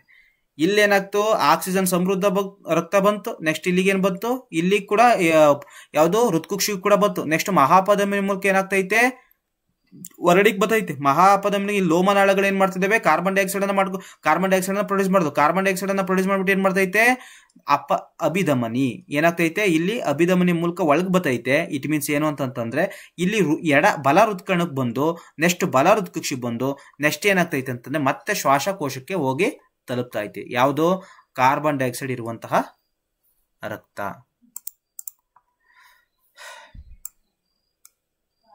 ಈ ರಕ್ತವನ್ನು ಆಕ್ಸಿಜನ್ ಪೂರಿತಗೊಳಿಸಲು ಶ್ವಾಸಕೋಶಗಳಿಗೆ ಪಂಪ್ ಮಾಡುತ್ತದೆ. ಹೃದಯ ಏನ್ ಮಾಡ್ತದೆ ಅಂತಂದ್ರೆ ಪಂಪ್ ಮಾಡುವ ಅಂಗ ಕಾಣ್ರಿ, ಪಂಪ್ ಮಾಡುವ ಅಂಗ. ಓಕೆ, ಈ ಸ್ಲೈಡ್ ಅಲ್ಲಿ ಏನಿದೆ ನೋಡೋಣ ಬನ್ನಿ. ಈ ಸ್ಲೈಡ್ ಅಲ್ಲಿ ಏನಿದೆ ಅಂತಂದ್ರೆ ಇವಾಗ ನಾನು ಏನ್ ಹೇಳಿದೆ ಅದೇ ಇದೆ, ಏನಿಲ್ಲ. ಆಕ್ಸಿಜನ್ ಸಮೃದ್ಧ ರಕ್ತ ಮತ್ತು ಕಾರ್ಬನ್ ಡೈಆಕ್ಸೈಡ್ ಯುಕ್ತ ರಕ್ತದೊಂದಿಗೆ ಮಿಶ್ರಣವಾಗದಂತೆ ತಡೆಯಲು ವಿಭಿನ್ನ ಕೋಣೆಗಳನ್ನು ಹೊಂದಿದೆ. ಅದೇ 4 ಕೋಣೆ ಅಂತ ಹೇಳಿದ್ದೀನಲ್ಲ. ಸೊ ಈ 4 ಕೋಣೆ ಇರೋದ್ರಿಂದ ಆಕ್ಸಿಜನ್ ಇರುವಂತಹ ರಕ್ತ ಮತ್ತು ಕಾರ್ಬನ್ ಡೈಆಕ್ಸೈಡ್ ಇರುವಂತಹ ರಕ್ತ ಜೊತೆ ಆಗ್ತಿಲ್ಲ ಅಂತ ಹೇಳ್ತಾ ಇದ್ದಾರೆ. ಸೊ ಇದೇನಿದೆ ಅಂತಂತಂದ್ರೆ ಈ ಪ್ರೊಸೆಸ್ ಯಾವ ತರ ನಡೀತು ಅಂದ್ಬಿಟ್ಟು ಇವಾಗ ಹೇಳಿದ್ನಲ್ಲ, ಅದೇ ಇದು ಬರ್ಕೊಳ್ಳೋದಾರೆ, ಇದನ್ನ ಬರ್ಕೊಳ್ಳಿ. ಓಕೆ, ನೆಕ್ಸ್ಟ್ ಸ್ಲೈಡ್ ಹೋಗೋಣ ಬನ್ನಿ. Very very important country question. Almost ಸುಮಾರು ಎಕ್ಸಾಮ್ ಅಲ್ಲಿ ಕೊಟ್ಟಿದ್ದಾರೆ. ಪ್ರಿಪೇಟರಿ ಆಗಿರ್ಬೋದು ಮತ್ತೆ ಆನ್ಯುವಲ್ ಎಕ್ಸಾಮ್ ಅಲ್ಲಿ ಆಗಿರ್ಬೋದು ಕೇಳಿದ್ದಾರೆ. ಏನಂತ ಕೇಳಿದ್ದಾರೆ ಅಂತಂದ್ರೆ ಇಮ್ಮಡಿ ಪರಿಚಲನೆ ಎಂದರೇನಂತ ಕೇಳಿದ್ದಾರೆ. ಜಸ್ಟ್ ಸಿಂಪಲ್, ಕಶೇರುಕಗಳಲ್ಲಿ ರಕ್ತವು ಪ್ರತಿಯೊಂದು ಪರಿಚಲನೆಗೆ 2 ಬಾರಿ ಹೃದಯವನ್ನು ಹಾದು ಹೋಗ್ತದೆ. ಸೊ ಇದಕ್ಕೆ ನಾವೇನಂತ ಕರಿತೀವಿ? ಇಮ್ಮಡಿ ಪರಿಚಲನೆ ಅಂತ ಕರಿತೀವಿ. ಫಾರ್ ಎಕ್ಸಾಂಪಲ್, ರಕ್ತ ಏನಾಗ್ತೈತೆ ಒಂದ್ಸಲ ಇಲ್ಲಿ ಬಂದು ಮತ್ತೆ ಹಿಂಗೋಗಿ ಮತ್ತೆ ಲೋಮನಾಳಗಳಿಗೆ ಸೇರ್ಕೊಂಡು ಮತ್ತೆ ಏನಾಗ್ತೈತೆ ಕಾರ್ಬನ್ ಡೈಆಕ್ಸೈಡ್ ಇರುವಂತಹ ರಕ್ತ ಮತ್ತೆ ಹೃದಯಕ್ಕೆ ಬರ್ತೈತೆ. ಅಂದ್ರೆ 2 ಬಾರಿ ಏನಾಗ್ತೈತೆ ಬಂದು ಹೃದಯಕ್ಕೆ ಬಂದು ಸೇರ್ತೈತೆ. ಸೊ ಇದಕ್ಕೆ ನಾವೇನಂತ ಕರಿತಿದೀವಿ? ಇಮ್ಮಡಿ ಪರಿಚಲನೆ ಅಂತ ಕರಿತಿದ್ದೀವಿ. ಸಿಂಪಲ್, ಪ್ರತಿಯೊಂದು ಪರಿಚಲನೆಗೆ 2 ಬಾರಿ ಹೃದಯವನ್ನು ಹಾದು ಹೋಗ್ತದೆ. ರಕ್ತವು ಪ್ರತಿಯೊಂದು ಪರಿಚಲನೆಗೆ 2 ಬಾರಿ ಹೃದಯವನ್ನು ಹಾದು ಹೋಗ್ತದೆ. ಇದನ್ನ ನಾವೇನಂತ ಕರಿತೀವಿ? ಇಮ್ಮಡಿ ಪರಿಚಲನೆ ಅಂತ ಕರಿತೀವಿ. Come to the next slide. ಅದನ್ನೇ ಇಲ್ಲಿ ಹೇಳಿರೋದು ನಾನು, ಇಮ್ಮಡಿ ಪರಿಚಲನೆ ಅಂತಂದ್ರೆ ಸೇಮ್ ಈಗ ಬರ್ದಿಟ್ಕೊಳ್ಳೋದಾರೆ ರಕ್ತವು ಪ್ರತಿಯೊಂದು ಪರಿಚಲನೆಗೆ 2 ಬಾರಿ ಹೃದಯವನ್ನು ಹಾದು ಹೋಗೋದಕ್ಕೆ ಇಮ್ಮಡಿ ಪರಿಚಲನೆ ಅಂತ ಕರಿತೀವಿ. ಸೊ ಅಗತ್ಯತೆ ಏನು? ಹಾಗಾದ್ರೆ ಇಮ್ಮಡಿ ಪರಿಚಲನೆ ಆಗ್ತೈತಲ್ಲ, ಅದರಿಂದ ಏನ್ ಬೆನಿಫಿಟ್ ಅಂತ ಕೇಳಬಹುದು. ಯಾಕಂದ್ರೆ ಬಯಾಲಜಿಲಿ ಎಲ್ಲಿಂದ ಕ್ವಶನ್ ಕೇಳ್ತಾರೆ ಅಂತ ಗೊತ್ತಾಗಲ್ಲ, ಈಗಲೇ ನೆನ್ಪಿಟ್ಕೊಂಡಿರಿ. ಸೊ ಇಲ್ಲಿ ನೋಡಿಲಿ, ಅಲ್ಲಿ ಅಗತ್ಯತೆ ಏನಂತಂದ್ರೆ ಇಮ್ಮಡಿ ಪರಿಚಲನೆಯಿಂದ ಏನ್ ಅಗತ್ಯತೆ ಅಂತಂದ್ರೆ ಆಕ್ಸಿಜನ್ ಮತ್ತೆ ಕಾರ್ಬನ್ ಡೈಆಕ್ಸೈಡ್ ಅನಿಲಗಳ ವಿನಿಮಯವಾಗಲು ಅಗತ್ಯವಿದೆ. ಆಕ್ಸಿಜನ್ ಮತ್ತು ಕಾರ್ಬನ್ ಡೈಆಕ್ಸೈಡ್ ಅನಿಲಗಳ ವಿನಿಮಯ ಆಗ್ಬೇಕಲ್ಲ, ಅದಕ್ಕಾಗಿ ಇದು ಅಗತ್ಯ ಇದೆ. ಯಾವುದು? ಇಮ್ಮಡಿ ಪರಿಚಲನೆ. ನೆಕ್ಸ್ಟ್, ಆಕ್ಸಿಜನ್ ಇರುವ ರಕ್ತ ಮತ್ತು ಆಕ್ಸಿಜನ್ ಇಲ್ಲದೆ ಇರುವಂತಹ ರಕ್ತ ಮಿಶ್ರಣವಾಗದಂತೆ ಏನ್ ಮಾಡ್ತೈತೆ? ನೋಡ್ಕೊಳ್ತೈತೆ. ಯಾವುದು? ಇಮ್ಮಡಿ ಪರಿಚಲನೆ. Okay, come to the next slide. ಇವಾಗ ತಾನೇ ಹೇಳಿದೀನಿ ರಕ್ತದ ರಕ್ತದೊತ್ತಡ ಬಗ್ಗೆ ಹೇಳಿದ್ದೀನಿ. ಓಕೆ, ಈ ಸ್ಲೈಡಿಗೆ ಹೋಗೋಣ ಬನ್ನಿ. Very very important country. ಈಗ ಮನುಷ್ಯರಲ್ಲಿ ಸಾಗಾಣಿಕೆ ವ್ಯೂಹದ ಘಟಕಗಳು ಯಾವ್ಯಾವು, ಈ ಘಟಕಗಳ ಕಾರ್ಯವೇನು ಅಂತ. ಈಗ ಸಾಗಾಣಿಕೆ ವ್ಯೂಹ ಅಂತಂದ್ರೆ ರಕ್ತವನ್ನ ಯಾವ ತರ ಸಾಗಾಣಿಕೆ ಮಾಡ್ತಿದ್ದಾವೆ ಅಂತ. ಸೊ ರಕ್ತವನ್ನ ಯಾವ ತರ ಸಾಗಾಣಿಕೆ ಮಾಡ್ತಿದ್ದಾವೆ? ರಕ್ತವನ್ನ ಸಾಗಾಣಿಕೆ ಮಾಡ್ತಿರೋದು ಸಾಮಾನ್ಯವಾಗಿ 3 ನೋಡ್ಬೋದು ನೀವು. ಈಗ ಸಾಗಾಣಿಕಾ ವ್ಯೂಹದ ಘಟಕಗಳು ಅಂತಂದ್ರೆ ಆಕ್ಸಿಜನ್ ಆಗಿರ್ಬೋದು, ಕಾರ್ಬನ್ ಡೈಆಕ್ಸೈಡ್ ಆಗಿರ್ಬೋದು, ಇವೆಲ್ಲ ಸಾಗಾಣಿಕೆ ಆಗ್ತಾ ಇದಾವೆ ಅಂತಂದ್ರೆ ಯಾವುದರಿಂದ ಸಾಗಾಣಿಕೆ ಆಗೈತೆ? ರಕ್ತದಿಂದ, ರಕ್ತನಾಳಗಳಿಂದ, ಹೃದಯದಿಂದ. ನೆನ್ಪಿಟ್ಕೊಂಡಿರಿ, ಇವಾಗ ಆಕ್ಸಿಜನ್ ಆಗಿರ್ಬೋದು, ಕಾರ್ಬನ್ ಡೈಆಕ್ಸೈಡ್ ಆಗಿರ್ಬೋದು, ಅಥವಾ ಆಹಾರ ಆಗಿರ್ಬೋದು, ತ್ಯಾಜ್ಯ ವಸ್ತುಗಳಾಗಿರ್ಬೋದು, ಇವೆಲ್ಲವೂ ಕೂಡ ದೇಹದೊಳಗಡೆ ಸಾಗಾಣಿಕೆ ಆಗ್ತಿದ್ದೇವೆ ಅಂತಂತಂದ್ರೆ ಈ 3 ಮೇನ್ ಪಾರ್ಟ್ಗಳು ಬೇಕೇ ಬೇಕು. ಯಾವ್ಯಾವು? ರಕ್ತ ಬೇಕು, ರಕ್ತನಾಳಗಳು ಬೇಕು, ಮತ್ತೆ ಹೃದಯಗಳು ಬೇಕು. ಸೊ ಹಾಗಾದ್ರೆ ರಕ್ತದಲ್ಲಿ ಏನಿದೆ? ರಕ್ತದಲ್ಲಿ ಕೆಂಪು ರಕ್ತ ಕಣಗಳಿದೆ, ಬಿಳಿ ರಕ್ತ ಕಣಗಳಿದಾವೆ, ಮತ್ತೆ ಕಿರುತಟ್ಟೆಗಳಿದಾವೆ. ಹಾಗಾದ್ರೆ ರಕ್ತನಾಳಗಳು ಯಾವ್ಯಾವು? ರಕ್ತನಾಳಗಳು ಇರದೆ 3. ಒಂದು ಅಪಧಮನಿ, ಇನ್ನೊಂದು ಅಭಿಧಮನಿ, ಇನ್ನೊಂದು ಯಾವುದು? ಲೋಮನಾಳಗಳು. ಹಾಗಾದ್ರೆ ಹೃದಯ ಬೇಕಲ್ವಾ? ರಕ್ತವನ್ನು ಏನ್ ಮಾಡ್ತದೆ? ಪಂಪ್ ಮಾಡ್ತದೆ. ಮತ್ತೆ ಆಕ್ಸಿಜನ್ ಮತ್ತು ಕಾರ್ಬನ್ ಡೈಆಕ್ಸೈಡ್ ಅನಿಲ ಮಿಶ್ರಣವಾಗದಂತೆ ಏನ್ ಮಾಡ್ತದೆ? ಇದು ನೋಡ್ಕೊಳ್ತದೆ. ನೆಕ್ಸ್ಟ್ ಸ್ಲೈಡ್ಗೆ ಹೋಗೋಣ ಬನ್ನಿ. ಎಸ್, ಈ ಸ್ಲೈಡ್ ಅಲ್ಲಿ ಏನಿದೆ ನೋಡೋಣ ಬನ್ನಿ. ನೋಡಿಲಿ, ಇಲ್ಲಿ ಏನ್ ಕೊಟ್ಟಿದ್ದಾರೆ ಅಂತಂದ್ರೆ ಕಿರುತಟ್ಟೆಗಳು ಕೊಟ್ಟಿದ್ದಾವೆ. ಕಿರುತಟ್ಟೆಗಳ ಬಗ್ಗೆ ಜಸ್ಟ್ ಸಿಂಪಲ್ ನಾನು ವಿಷಯ ಹೇಳ್ತೀನಿ, ಕೇಳಿಸ್ಕೊಳ್ಳಿ. ರಕ್ತ ಏನಾದ್ರೂ ಸೋರು ಹೋಗ್ತಿದೆ ಅಂತಂತಂದ್ರೆ ಅದನ್ನ ಗಟ್ಟಿ ಮಾಡ್ತದೆ. ಯಾವುದು? ಹೆಪ್ಪುಗಟ್ಟಂಗೆ ಮಾಡ್ತದೆ. ಯಾವುದು? ಕಿರುತಟ್ಟೆಗಳು. ಸೊ ಹಾಗಾಗಿ ಕಿರುತಟ್ಟೆಗಳು ತುಂಬಾ ಮುಖ್ಯ. ಅದ್ರೊಳಗಡೆ ಫೈಬ್ರಿನೋಜಿನ್ ಅಂತ ಪ್ರೋಟೀನ್ಸ್ ಎಲ್ಲ ಬರ್ತವೆ. ಅದು ಅಷ್ಟು ಅಗತ್ಯ ಇಲ್ಲ ನಿಮಗೆ. ಆದ್ರೂ ನೀವು ತಿಳ್ಕೊಂಡಿರಿ, ಫೈಬ್ರಿನೋಜಿನ್ ಎನ್ನುವ ಒಂದು ಪ್ರೋಟೀನ್ ಕೂಡ ಕಂಡು ಬರ್ತದೆ. ಓಕೆನಾ? ರಕ್ತ ಏನಾದ್ರು ಸೋರಿಕೆ ಆಗ್ಬೇಕಾದ್ರೆ ಅದನ್ನ ಹೆಪ್ಪುಗಟ್ಟಲು ಸಹಾಯ ಮಾಡೋದು ಕಿರುತಟ್ಟೆಗಳು. ಇನ್ನು ಕೆಂಪು ರಕ್ತ ಕಣಗಳು ನಿಮ್ಮೆಲ್ಲರಿಗೂ ಗೊತ್ತು, ಆಕ್ಸಿಜನ್ ಅನ್ನ ಸಪ್ಲೈ ಮಾಡೋಕ್ಕೋಸ್ಕರ ಬೇಕು. ಆಕ್ಸಿಜನ್ ಯಾವ್ದ್ರ ಸಪ್ಲೈ ಆಗ್ತೈತೆ ಅಂತಂದ್ರೆ ಹಿಮೋಗ್ಲೋಬಿನ್ ಅಲ್ಲಿ ಸಪ್ಲೈ ಆಗ್ತೈತೆ. ನೆಕ್ಸ್ಟ್ ಅಪಧಮನಿ ಅಂತಂದ್ರೇನು? ಅಪ ಅಂತಂದ್ರೆ ಹೊರಗಡೆ, ಅಭಿ ಅಂತಂದ್ರೆ ಒಳಗಡೆ. Just simple. ಅಪ ಅಂತಂದ್ರೆ ಹೊರಗಡೆ, ಅಭಿ ಅಂತಂದ್ರೆ ಒಳಗಡೆ. ಸೊ ಅಪಧಮನಿ ಅಂತಂದ್ರೇನು? ರಕ್ತವು ಹೃದಯದಿಂದ ದೇಹದ ಎಲ್ಲಾ ಭಾಗಗಳಿಗೆ ಚಲಿಸುವುದಕ್ಕೆ ನಾವೇನಂತ ಕರಿತೀವಿ? ಅಪಧಮನಿ ಅಂತ ಕರಿತೀವಿ. ಹಾಗಾದ್ರೆ ಅಭಿ ಅಂತಂದ್ರೆ ಒಳಗಡೆ ಅಂತ ಹೇಳಿದೀನಲ್ವಾ? ಸೊ ಹಂಗಂದ್ರೆ ರಕ್ತವು ಹೃದಯದೊಳಗಡೆ ದೇಹದ ಎಲ್ಲಾ ಭಾಗಗಳಿಂದ ಹೃದಯದೊಳಗಡೆ ಚಲಿಸುವುದಕ್ಕೆ ನಾವೇನಂತ ಕರಿತಿದ್ದೀವಿ? ಅಭಿಧಮನಿ ಅಂತ ಕರಿತಿದ್ದೀವಿ. ಹಾಗಾದ್ರೆ ನೆಕ್ಸ್ಟ್ ಸ್ಟಡಿಗೆ ಹೋಗೋಣ ಬನ್ನಿ. ಎಸ್, ದುಗ್ಧರಸ ಅಂತ ಹೇಳಿದೀನಿ. ದುಗ್ಧರಸ ಎಲ್ಲಿ ಕಂಡು ಬರ್ತದೆ ಅಂತಂದ್ರೆ ಸಾಮಾನ್ಯವಾಗಿ ನಮ್ಮ ದೇಹದಲ್ಲೇ ಕಂಡು ಬರ್ತದೆ. ಸೊ ಇಲ್ಲಿ ರಕ್ತವನ್ನು ಹೋಲುವ ವರ್ಣರಹಿತ ದ್ರವವೇ ದುಗ್ಧರಸ ರಕ್ತವನ್ನೇ ಹೋಲ್ತಾ ಇದೆ. ಸೊ ಇದೇನ್ ಮಾಡ್ತದೆ ಗೊತ್ತಾ ದುಗ್ಧರಸ? ಇದು ಕಡಿಮೆ ಪ್ರೋಟೀನ್ ಅನ್ನ ಹೊಂದೈತಂತೆ. ಈ ದುಗ್ಧರಸ ಕಡಿಮೆ ಪ್ರೋಟೀನ್ ಅನ್ನು ಮಾತ್ರ ಹೊಂದಿದ್ದು ಏನ್ ಮಾಡ್ತೈತೆ? ದುಗ್ಧ ಲೋಮನಾಳಗಳಲ್ಲಿ ಸಂಚರಿಸುತ್ತದೆ. ಎಲ್ಲಿ ಸಂಚರಿಸ್ತದೆ ಅಂತಂದ್ರೆ ದುಗ್ಧ ಲೋಮನಾಳಗಳಿರ್ತವೆ ನಮ್ಮ ದೇಹದಲ್ಲಿ. ಆ ದುಗ್ಧ ಲೋಮನಾಳಗಳಲ್ಲಿ ಏನಾಗ್ತೈತೆ? ಸಂಚರಿಸ್ತಾ ಇದೆ. ನೆಕ್ಸ್ಟ್, ದುಗ್ಧರಸವು ಜೀರ್ಣವಾದ ಮತ್ತು ಕರುಳಿನಿಂದ ಹೀರಲ್ಪಟ್ಟ ಕೊಬ್ಬನ್ನು ಏನ್ ಮಾಡ್ತೈತೆ? ಸಾಗಿಸಲ್ಪಡ್ತೈತೆ. ಕೇಳಬಹುದು, ದುಗ್ಧರಸ ಏನ್ ಮಾಡ್ತೈತೆ ಅಂತಂದ್ರೆ ಜೀರ್ಣವಾದಂತಹ ಕರುಳಿನಿಂದ ಹೀರಲ್ಪಟ್ಟ ಕೊಬ್ಬನ್ನ ಯಾವುದನ್ನ ಸಾಗಿಸಲ್ಪಡುತ್ತದೆ ಅಂತ ಕೇಳ್ತಾರೆ. ಕೊಬ್ಬನ್ನ ದುಗ್ಧರಸ ಸಾಗಿಸಲ್ಪಡುತ್ತದೆ ಅಂತ ನಾವು ಹೇಳ್ಬೇಕಾಗಿರ್ತದೆ. ಸೊ ಇಲ್ಲಿ ಕಾಣ್ತಾ ಇದೆಯಲ್ಲ ಸ್ವಲ್ಪ ಗ್ರೀನ್ ಕಲರ್, ಇವೆಲ್ಲವೂ ಕೂಡ ದುಗ್ಧ ಲೋಮ ನಾಳಗಳು. ಈ ದುಗ್ಧರಸ ಏನನ್ನ ಒಳಗೊಂಡಿದೆ ಅಂತಂದ್ರೆ ಪ್ರೋಟೀನ್ ಅನ್ನ ಒಳಗೊಂಡಿದೆ. ಬಟ್ ಸಾಗಿಸಲ್ಪಡ್ತಿರೋದು ಏನಂತಂದ್ರೆ ಕೊಬ್ಬನ್ನ. Come to the next slide. Yes, ಇದೇ ದುಗ್ಧರಸದ ಬಗ್ಗೆ ಇಲ್ಲಿ ಹೇಳಿದ್ದೀನಿ ನೋಡಿ. ನಾನು ಸ್ವಲ್ಪ ಪಾಯಿಂಟ್ಸ್ ಗಳನ್ನ ಮಾಡಿದ್ದೀನಿ. ಸೊ ಇದೊಂದು ಸ್ವಲ್ಪ ಬರ್ದಿಟ್ಕೊಳ್ಳಿ, ನಿಮ್ಗೆ ಬೇಕಾಗುತ್ತೆ. ಸೊ ಇಲ್ಲೇನಿದೆ? ಸಾಗಾಣಿಕೆಯಲ್ಲಿ ತೊಡಗಿಸಿಕೊಂಡಿರುವಂತಹ ಇನ್ನೊಂದು ದ್ರವವೇ ದುಗ್ಧರಸ. ಎಸ್, ಇದನ್ನ ಅಂಗಾಂಶ ದ್ರವ ಅಂತಾನೂ ಕೂಡ ಕರೀತಾರೆ ದುಗ್ಧರಸನ, ಅಥವಾ ಲಿಂಫ್ ಅಂತಾನೂ ಕೂಡ ಕರೀತಾರೆ.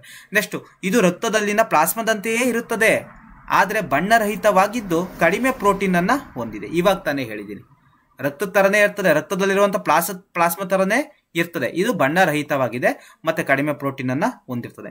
ಮತ್ತೆ ಇವಾಗ ತಾನೇ ಹೇಳಿದ್ದೀನಿ, ದುಗ್ಧರಸವು ಜೀರ್ಣವಾದ ಕರುಳಿನಿಂದ ಹೀರಲ್ಪಟ್ಟ ಕೊಬ್ಬನ್ನು ಏನ್ ಮಾಡ್ತೈತೆ? ಸಾಗಿಸುತ್ತಿದೆ. ಮತ್ತು ಜೀವಕೋಶದ ಹೊರಗಿರುವ ಅಧಿಕ ದ್ರವ ಪದಾರ್ಥವನ್ನು ಮರಳಿ ರಕ್ತಕ್ಕೆ ಹರಿಯುವಂತೆ ಮಾಡುತ್ತದೆ. ಜೀವಕೋಶದ ಹೊರಗಡೆ ಇರ್ತದಲ್ಲ, ಒಂದು ಜೀವಕೋಶ ಅಂತ ತಿಳ್ಕೊಳ್ಳಿ. ಇದು ಹೊರಗಡೆ ಇರುವಂತಹ ಅಧಿಕ ದ್ರವ ಪದಾರ್ಥವನ್ನ ಏನ್ ಮಾಡ್ತೈತೆ? ಮರಳಿ ರಕ್ತಕ್ಕೆ ಏನ್ ಮಾಡ್ತೈತೆ? ರಕ್ತಕ್ಕೆ ಏನ್ ಮಾಡ್ತದೆ? ಹರಿಯುವಂತೆ ಮಾಡ್ತದೆ. ಓಕೆ, ನೆಕ್ಸ್ಟ್ ಸ್ಲೈಡ್ ಹೋಗೋಣ ಬನ್ನಿ. ಎಸ್, ಸಸ್ಯಗಳಲ್ಲಿ ಸಾಗಾಣಿಕೆ. ಈಗ ಇಷ್ಟೊತ್ತು ನಾನು ಯಾವ್ದ್ರ ಸಾಗಾಣಿಕೆ ಬಗ್ಗೆ ಮಾತಾಡಿದ್ದೀನಿ ಅಂತಂದ್ರೆ ಈಗ ಮಾನವರಲ್ಲಿ ಸಾಗಾಣಿಕೆ ಬಗ್ಗೆ ಮಾತಾಡಿದ್ದೀನಿ. ಇವಾಗ ಯಾವ್ದ್ರ ಬಗ್ಗೆ ಮಾತಾಡ್ತೀನಿ ಅಂತಂದ್ರೆ ಸಸ್ಯಗಳಲ್ಲಿ ಸಾಗಾಣಿಕೆ ಬಗ್ಗೆ ಮಾತಾಡ್ತೀನಿ. ಇದ್ರ ಬಗ್ಗೆ ತಿಳ್ಕೊಳ್ಳೋಣ ಬನ್ನಿ. ಎಸ್, ಸಸ್ಯಗಳಲ್ಲಿ ಸಾಗಾಣಿಕೆ ಅಂತ ಇದೆ. ಸಸ್ಯಗಳಲ್ಲಿ ಸಾಗಾಣಿಕೆ ಅಂತಂದ್ರೆ ಇಲ್ಲಿ ನೀರಿನ ಸಾಗಾಣಿಕೆ ಆಗ್ತದೆ, ಆಹಾರದ ಸಾಗಾಣಿಕೆ ಆಗ್ತದೆ, ಮತ್ತೆ ಸಸ್ಯಗಳಲ್ಲಿ ಉಂಟಾದಂತಹ ದ್ಯುತಿ ಸಂಶ್ಲೇಷಣೆ ಕ್ರಿಯೆಯಿಂದ ಉಂಟಾದಂತಹ ಉತ್ಪನ್ನಗಳಾದಂತಹ ಕಾರ್ಬೋಹೈಡ್ರೇಟ್ಸ್ಗಳು ಏನಾಗ್ತದೆ? ಸಾಗಾಣಿಕೆ ಆಗ್ತಿರ್ತದೆ. ಸೊ ಯಾವ್ಯಾವ ತರ ಸಾಗಾಣಿಕೆ ಆಗ್ತದೆ, ಮತ್ತೆ ಕಾರ್ಬನ್ ಡೈಆಕ್ಸೈಡ್ ಸಸ್ಯಕ್ಕೆ ಹೇಗೆ ಬರ್ತದೆ, ಆಕ್ಸಿಜನ್ ಹೇಗೆ ಹೊರಗಡೆ ಹೋಗ್ತದೆ, ಇವೆಲ್ಲನೂ ಕೂಡ ನಾವೇನ್ ಮಾಡ್ತೀವಿ ಅಂತಂದ್ರೆ ಸಸ್ಯಗಳ ಸಾಗಾಣಿಕೆಯಲ್ಲಿ ತಿಳ್ಕೊತೀವಿ. ಸೊ ಸಸ್ಯಗಳಲ್ಲಿ ನೀರಿನ ಸಾಗಾಣಿಕೆ ಅಂತ ಇದೆ. ಸೊ ಸಸ್ಯಗಳಲ್ಲಿ ನೀರಿನ ಸಾಗಾಣಿಕೆ ಅಂತಿದೆ ನೋಡಿ. ಇಲ್ಲಿ ಕೆಳಗಡೆ ಇದೆಯಲ್ಲ, ಇಲ್ಲಿ ನೀರ್ ಏನಾಗ್ತೈತೆ? ಸಾಗಾಣಿಕೆ ಆಗ್ತಾ ಇದೆ. ಓಕೆನಾ? ಬೇರುಗಳ ಮೂಲಕ ಏನಾಗ್ತೈತೆ? ನೀರು ಸಾಗಾಣಿಕೆ ಆಗ್ತೈತೆ. ಬಟ್ ಇಲ್ಲಿ ಏನ್ ಕೊಟ್ಟವ್ರೆ ಅಂತಂದ್ರೆ ನೋಡಿ, ಇಲ್ಲಿ ಸಸ್ಯಗಳು ಕಾರ್ಬನ್ ಡೈಆಕ್ಸೈಡ್ ಗಳಂತಹ ಸರಳ ಸಂಯುಕ್ತಗಳನ್ನು ಒಳ ತೆಗೆದುಕೊಂಡು ಕಾರ್ಬನ್ ಡೈಆಕ್ಸೈಡ್ ಗಳನ್ನ ಏನ್ ಮಾಡ್ತೈತೆ? ಒಳ ತೆಗೆದುಕೊಂಡು ಕ್ಲೋರೋಫಿಲ್ ಹೊಂದಿರುವ ಎಲೆಗಳಂತಹ ಅಂಗಗಳಲ್ಲಿ ದ್ಯುತಿ ಸಂಶ್ಲೇಷಿಸಿ ಶಕ್ತಿಯನ್ನು ಸಂಗ್ರಹಿಸ್ತೈತೆ. ಇಟ್ ಮೀನ್ಸ್ ಏನಿಲ್ಲ, ಇಲ್ಲಿ ಕ್ಲೋರೋಫಿಲ್ ಇರ್ತದೆ ಸಸ್ಯಗಳಲ್ಲಿ. ಸೊ ಅದರಿಂದ ಏನ್ ಮಾಡ್ತೈತೆ? ಅದ್ರ ಸಹಾಯದಿಂದ ಏನ್ ಮಾಡ್ತೈತೆ? ಶಕ್ತಿಯನ್ನ ತಯಾರಿಸ್ತಾ ಇದೆ. ಇಟ್ ಮೀನ್ಸ್ ಏನ್ ಮಾಡ್ತೈತೆ? ಆಹಾರವನ್ನ ತಯಾರಿಸಿಕೊಳ್ಳುತ್ತಿದೆ ಅಂತ ಹೇಳ್ತಾ ಇದ್ದಾರೆ. ನೆಕ್ಸ್ಟ್ ಸ್ಲೈಡ್ ಅಲ್ಲಿ ಏನಿದೆ ನೋಡೋಣ ಬನ್ನಿ. ಎಸ್, ಇದು ನಾನು ಹೇಳಿದ್ದೀನಿ. ಸಸ್ಯಗಳ ದೇಹ ನಿರ್ಮಾಣಕ್ಕೆ ಅತಿ ಅವಶ್ಯಕವಾದ ಮಣ್ಣಿನಲ್ಲಿ ಕರಗಿರುವ ನೈಟ್ರೋಜನ್, ಫಾಸ್ಫರಸ್ ಮತ್ತು ಇತರ ಖನಿಜಗಳು ತಮ್ಮ ಬೇರುಗಳಿಂದ ಹೀರಲ್ಪಡ್ತದೆ. ಫಾರ್ ಎಕ್ಸಾಂಪಲ್ ಏನು ಅಂತಂದ್ರೆ ಒಂದು ಸಸ್ಯದ ದೇಹ ನಿರ್ಮಾಣಕ್ಕೆ ಏನ್ ಬೇಕು ಅಂತ ಹೇಳಿದ್ದೆ ನಾನು ಹಿಂದಿನ ತರಗತಿಯಲ್ಲಿ. NPK ಬೇಕು ಅಂತ ಹೇಳಿದೆ, ನೈಟ್ರೋಜನ್ ಬೇಕು, ಮತ್ತೆ ಫಾಸ್ಫರಸ್ ಬೇಕು, ಮತ್ತೆ ಕಬ್ಬಿಣ ಬೇಕು, ಮತ್ತೆ ಮೆಗ್ನೀಷಿಯಂ ಬೇಕು. ಸೊ ಇವೆಲ್ಲವಿದ್ರೆ ಏನಾಗ್ತದೆ ಅಂತಂದ್ರೆ ದೇಹ ನಿರ್ಮಾಣ ಆಗ್ತದೆ. ಇವೆಲ್ಲವೂ ಕೂಡ ಮಣ್ಣಿನಲ್ಲಿರ್ತವೆ. ಮಣ್ಣಿನ ಮೂಲಕ ಏನಾಗ್ತದೆ ಅಂತಂದ್ರೆ ಸೊ ಬೇರುಗಳ ಸಹಾಯದಿಂದ ಒಂದು ಗಿಡ ಬಳಸ್ಕೊಳ್ತದೆ, ದೇಹದ ನಿರ್ಮಾಣ ಆಗ್ತದೆ, ಗಿಡದ ದೇಹದ ನಿರ್ಮಾಣ ಆಗ್ತದೆ. ನೆಕ್ಸ್ಟ್ ಇಲ್ಲಿ ಝೈಲಮ್ ಇದೆ ಮತ್ತೆ ಫ್ಲೋಯಮ್ ಇದೆ ನೋಡಿ. ಝೈಲಮ್ ಅಂತಂದ್ರೇನು? ಇದು ವಾಟರ್ ಕಂಡಕ್ಟಿಂಗ್ ಟಿಶ್ಯೂ, ಇದು food conducting tissue. Water conducting tissue ನೀರಿನ ಸಾಗಾಣಿಕೆ ಅಂಗಾಂಶ, ಇದು ಆಹಾರದ ಸಾಗಾಣಿಕೆ ಅಂಗಾಂಶ ಅಂತ ಕೂಡ ನಾವು ಕರಿತೀವಿ. ಸೊ ಝೈಲಮ್ ಏನ್ ಮಾಡ್ತೈತೆ ಅಂತಂದ್ರೆ ಮಣ್ಣಿನಿಂದ ಪಡೆದ ನೀರು ಮತ್ತು ಲವಣಗಳನ್ನು ಸಸ್ಯಕ್ಕೆ ಸಾಗಿಸುತ್ತದೆ. ಕೇವಲ ನೀರನ್ನ ಮಾತ್ರ ಸಾಗಿಸೋದಿಲ್ಲ, ನೀರು ಮತ್ತು ಲವಣಗಳನ್ನ ಏನ್ ಮಾಡ್ತೈತೆ? ಸಾಗಿಸುತ್ತಿದೆ. ಕೇಳ್ಬೋದು, ನೀರು ಮತ್ತು ಲವಣಗಳನ್ನ ಸಾಗಿಸುವಂತಹ ಅಂಗಾಂಶ ಯಾವುದು ಅಂತಂದ್ರೆ ಝೈಲಮ್. ಬಟ್ ಫ್ಲೋಯಮ್ ಏನ್ ಮಾಡ್ತೈತೆ ಅಂತಂದ್ರೆ ಎಲೆಗಳಲ್ಲಿ ಸಂಶ್ಲೇಷಿಸಲ್ಪಟ್ಟ ದ್ಯುತಿ ಸಂಶ್ಲೇಷಣೆಯ ಉತ್ಪನ್ನಗಳನ್ನ ಸಸ್ಯದ ಉಳಿದ ಭಾಗಗಳಿಗೆ ಸಾಗಿಸಲ್ಪಡ್ತದೆ. ಅಂದ್ರೆ ಆಹಾರವನ್ನ ಸಾಗಿಸಲ್ಪಡ್ತದೆ ಅಂತ ಇಲ್ಲಿ ಹೇಳ್ತಾ ಇದ್ದಾರೆ. ಓಕೆ, ನೆಕ್ಸ್ಟ್ ಸ್ಲೈಡ್ಗೆ ಹೋಗೋಣ ಬನ್ನಿ. Yes, transpiration very very important ಕಣ್ರಿ. ಏನು ಟ್ರಾನ್ಸ್ಪಿರೇಷನ್? ಇದು ನಾವೇನಂತ ಕರಿತೀವಿ ಅಂತಂದ್ರೆ ಬಾಷ್ಪ ವಿಸರ್ಜನೆ ಅಂತ ಕರಿತೀವಿ. ಏನಂತ ಕರಿತೀವಿ? ಬಾಷ್ಪ ವಿಸರ್ಜನೆ ಅಂತ ಕರಿತೀವಿ. ನೋಡಿ, ಈ ಚಿತ್ರ ನೋಡ್ತಾ ಇದ್ರೆ ನಿಮ್ಗೆ ಗೊತ್ತಾಗ್ತಿದೆ. ಏನ್ ಗೊತ್ತಾಗ್ತಿದೆ ಅಂತಂತಂದ್ರೆ ನೀರು ಆವಿಯಾಗಿ ಹೋಗ್ತಿರೋವಂಥದ್ದು ಗೊತ್ತಾಗ್ತೈತಿ. ನೀರು ಆವಿಯಾಗಿ ಹೋಗ್ತಾ ಇರೋದು ನಿಮಗೆ ಸಾಮಾನ್ಯವಾಗಿ ಗೊತ್ತಾಗ್ತೈತೆ. ಸೊ ಇಲ್ಲಿ ನೋಡಿ, ಬಾಷ್ಪ ವಿಸರ್ಜನೆ ಅಂತಂದ್ರೆ ಗಾಳಿಗೆ ತೆರೆದ ಸಸ್ಯದ ಭಾಗಗಳಿಂದ, ಗಾಳಿಗೆ ತೆರೆದ ಸಸ್ಯದ ಭಾಗಗಳಿಂದ ಅಂತಂತಂದ್ರೆ ಈ ಕಾಂಡ ಆಗಿರ್ಬೋದು, ಇಲ್ಲಿ ಎಲೆ ಆಗಿರ್ಬೋದು, ಇವೆಲ್ಲವೂ ಕೂಡ ಗಾಳಿಗೆ ತೆರೆದಿದೆ.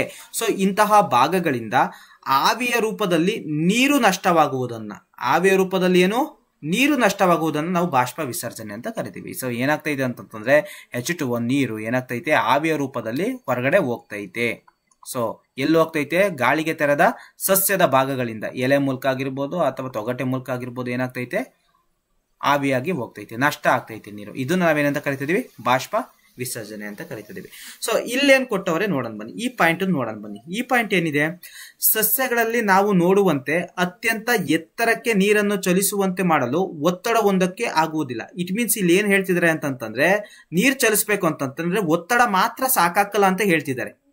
ನೀರು ಹಿಂಗೆ ಮೇಲ್ಗಡೆ ಚಲಿಸ್ಬೇಕಂತಂದ್ರೆ ಒತ್ತಡ ಪ್ರೆಷರ್ ಇದ್ರೆ ಸಾಲದು. ಏನಿರ್ಬೇಕು ಅಂತ ಹೇಳ್ತಿದ್ದಾರೆ ಅಂತಂತಂದ್ರೆ ಝೈಲಮ್ ಇರ್ಬೇಕು ಅಂತ ಹೇಳ್ತಿದ್ದಾರೆ ಅಷ್ಟೇ. ಏನಿರ್ಬೇಕು? ಝೈಲಮ್ ಎನ್ನುವ ಒಂದು ಅಂಗಾಂಶ ಇರಬೇಕು ಅಂತ ಹೇಳ್ತಿದ್ದಾರೆ. Come to the next slide. ಏನಿದೆ ಅಂತಂತಂದ್ರೆ ವಸ್ತು ಸ್ಥಾನಾಂತರಣ ಅಂತಿದೆ. ವಸ್ತು ಸ್ಥಾನಾಂತರಣ ವೆರಿ ವೆರಿ ಇಂಪಾರ್ಟೆಂಟ್. ಕೇಳ್ತಾರೆ ವಸ್ತು ಸ್ಥಾನಾಂತರಣ ಅಂತಂದ್ರೆ ವಿಲೀನಗೊಳ್ಳಬಲ್ಲ ದ್ಯುತಿಸಂಶ್ಲೇಷಣೆಯ ಉತ್ಪನ್ನಗಳ ಸಾಗಾಣಿಕೆಯನ್ನು ವಸ್ತು ಸ್ಥಾನಾಂತರಣ ಎಂದು ಕರೀತಾರೆ. ದ್ಯುತಿಸಂಶ್ಲೇಷಣೆ ಕ್ರಿಯೆಯಲ್ಲಿ ಉತ್ಪತ್ತಿ ಆಗ್ತದಲ್ಲ, ಸೊ ಆ ಉತ್ಪನ್ನಗಳ ಸಾಗಾಣಿಕೆಗೆ ನಾವೇನಂತ ಕರಿತೀವಿ? ವಸ್ತು ಸ್ಥಾನಾಂತರಣ ಅಂತ ಕರಿತೀವಿ. Very very important country, very very important ಈ ಕ್ವಶನ್. ನೆಕ್ಸ್ಟ್, ಇದು ವಾಹಕ ಅಂಗಾಂಶದ ಫ್ಲೋಯಂ ಭಾಗದಲ್ಲಿ ಜರುಗುತ್ತದೆ. ಈ ವಸ್ತು ಸ್ಥಾನಾಂತರಣ ಎಲ್ಲಿ ಜರುಗುತ್ತದೆ ಅಂತಂತಂದ್ರೆ ಫ್ಲೋಯಂ ಭಾಗದಲ್ಲಿ. ಯಾಕೆ ಫ್ಲೋಯಂ ಅನ್ನೋದು ಏನಂತ ಹೇಳಿದೀನಿ ನಾನು? ಫುಡ್ ಕಂಡಕ್ಟಿಂಗ್ ಟಿಶ್ಯೂ ಅಂತ ಹೇಳಿದೀನಲ್ವಾ? ಫುಡ್ ಕಂಡಕ್ಟಿಂಗ್ ಟಿಶ್ಯೂ ಅಂತ ಹೇಳಿದೀನಲ್ವಾ? ಸೊ ಈ ಜಾಗದಲ್ಲಿ ಏನಾಗ್ತದೆ? ವಸ್ತು ಸ್ಥಾನಾಂತರಣ ಆಗ್ತದೆ. ಯಾಕೆ? ದ್ಯುತಿಸಂಶ್ಲೇಷಣೆ ಕ್ರಿಯೆ ನಡೀತದೆ. ನಡೆದಾದ್ಮೇಲೆ ಏನಾಗ್ತದೆ? ಫ್ಲೋಯಂ ಅಲ್ಲಿ ಏನಾಗ್ತದೆ? ಸಾಗಾಣಿಕೆ ಆಗ್ತದೆ. ಮತ್ತೆ ಫ್ಲೋಯಂ ಭಾಗದಲ್ಲಿ ಜರುಗುತ್ತದೆ. ಜರಡಿನಾಳದ ಪಾರ್ಶ್ವ ಸಂಗಾತಿ ಜೀವಕೋಶದ ಸಹಾಯದಿಂದ ಮೇಲ್ಮುಖ ಮತ್ತು ಕೆಳಮುಖ ಎರಡೂ ದಿಕ್ಕುಗಳಲ್ಲಿ ನಡೆಯುತ್ತದೆ.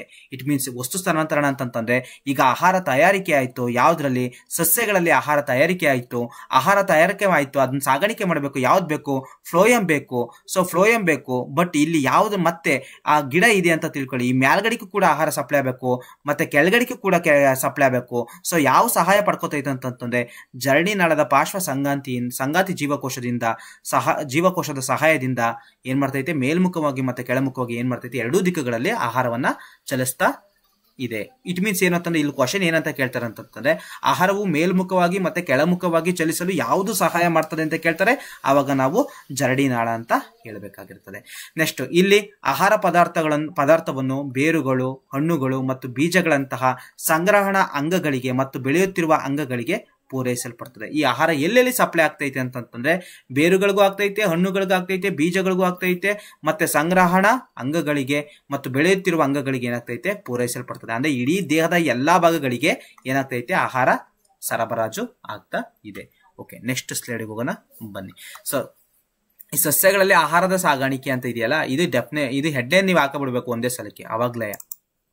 ನೆಕ್ಸ್ಟ್ ಏನಿದೆ ಇಲ್ಲಿ ನೋಡೋಣ. ಇಲ್ಲಿ ATP ಇದೆಯಲ್ಲ, ATP ಇಂದ ಶಕ್ತಿಯನ್ನು ಬಳಸಿಕೊಂಡು ಸುಕ್ರೋಸ್ನಂತಹ ವಸ್ತುವನ್ನು ಫ್ಲೋಯಂ ಅಂಗಾಂಶಕ್ಕೆ ವರ್ಗಾಯಿಸಲಾಗ್ತದೆ. ಸುಕ್ರೋಸ್ನಂತಹ ವಸ್ತುವನ್ನ ಫ್ಲೋಯಂ ಅಂಗಾಂಶಕ್ಕೆ ಏನ್ ಮಾಡ್ತೈತೆ? ವರ್ಗಾಯಿಸಲಾಗ್ತದೆ. ನೆಕ್ಸ್ಟ್ ಇಲ್ಲಿ ಫ್ಲೋಯಂ ಅಂಗಾಂಶಕ್ಕೆ ಬಂದಾಯ್ತಲ್ವಾ? ಸೊ ಬಂದಾದ್ಮೇಲೆ ಅಭಿಸರಣ ಒತ್ತಡವನ್ನು ಹೆಚ್ಚಿಸಿ ನೀರು ಅದರೊಳಗೆ ಪ್ರವೇಶಿಸಲು ಕಾರಣವಾಗ್ತದೆ. ಈ ಒತ್ತಡವು ಫ್ಲೋಯಂನಿಂದ ವಸ್ತುಗಳು ಕಡಿಮೆ ಒತ್ತಡವಿರುವ ಅಂಗಾಂಶಗಳಿಗೆ ಚಲಿಸುವಂತೆ ಮಾಡ್ತದೆ. ಫಾರ್ ಎಕ್ಸಾಂಪಲ್ ಏನಿಲ್ಲ, ಈಗ ಫಾರ್ ಎಕ್ಸಾಂಪಲ್ ಈಗ ಝೈಲಮ್ ಇದೆ ಮತ್ತೆ ಫ್ಲೋಯಂ ಇದೆ. ಫ್ಲೋಯಂ ಅಲ್ಲಿ ಈಗ ಎಲ್ಲಾ ಕಡೆಗೂ ಆಹಾರ ಸಪ್ಲೈ ಆಗ್ಬೇಕು. ಆಹಾರ ಸಪ್ಲೈ ಆಗ್ಬೇಕು ಅಂತಂತಂದ್ರೆ ಅದು ಸಹಾಯ ಮಾಡ್ತಿರೋದು ಸುಕ್ರೋಸ್ನಂತಹ ವಸ್ತು. ಯಾವುದರ ಸಹಾಯದಿಂದ? ಅಭಿಸರಣ ಒತ್ತಡದಿಂದ. ಅಭಿಸರಣ ಅಂತಂದ್ರೇನು? ಅಧಿಕ ಸಾರತೆಯಿಂದ ಕಡಿಮೆ ಸಾರತೆಯ ಕಡೆಗೆ ನೀರಿನ ಅಣುಗಳು ಚಲಿಸುವುದಕ್ಕೆ ನಾವೆಂತ ಕರಿತೀವಿ?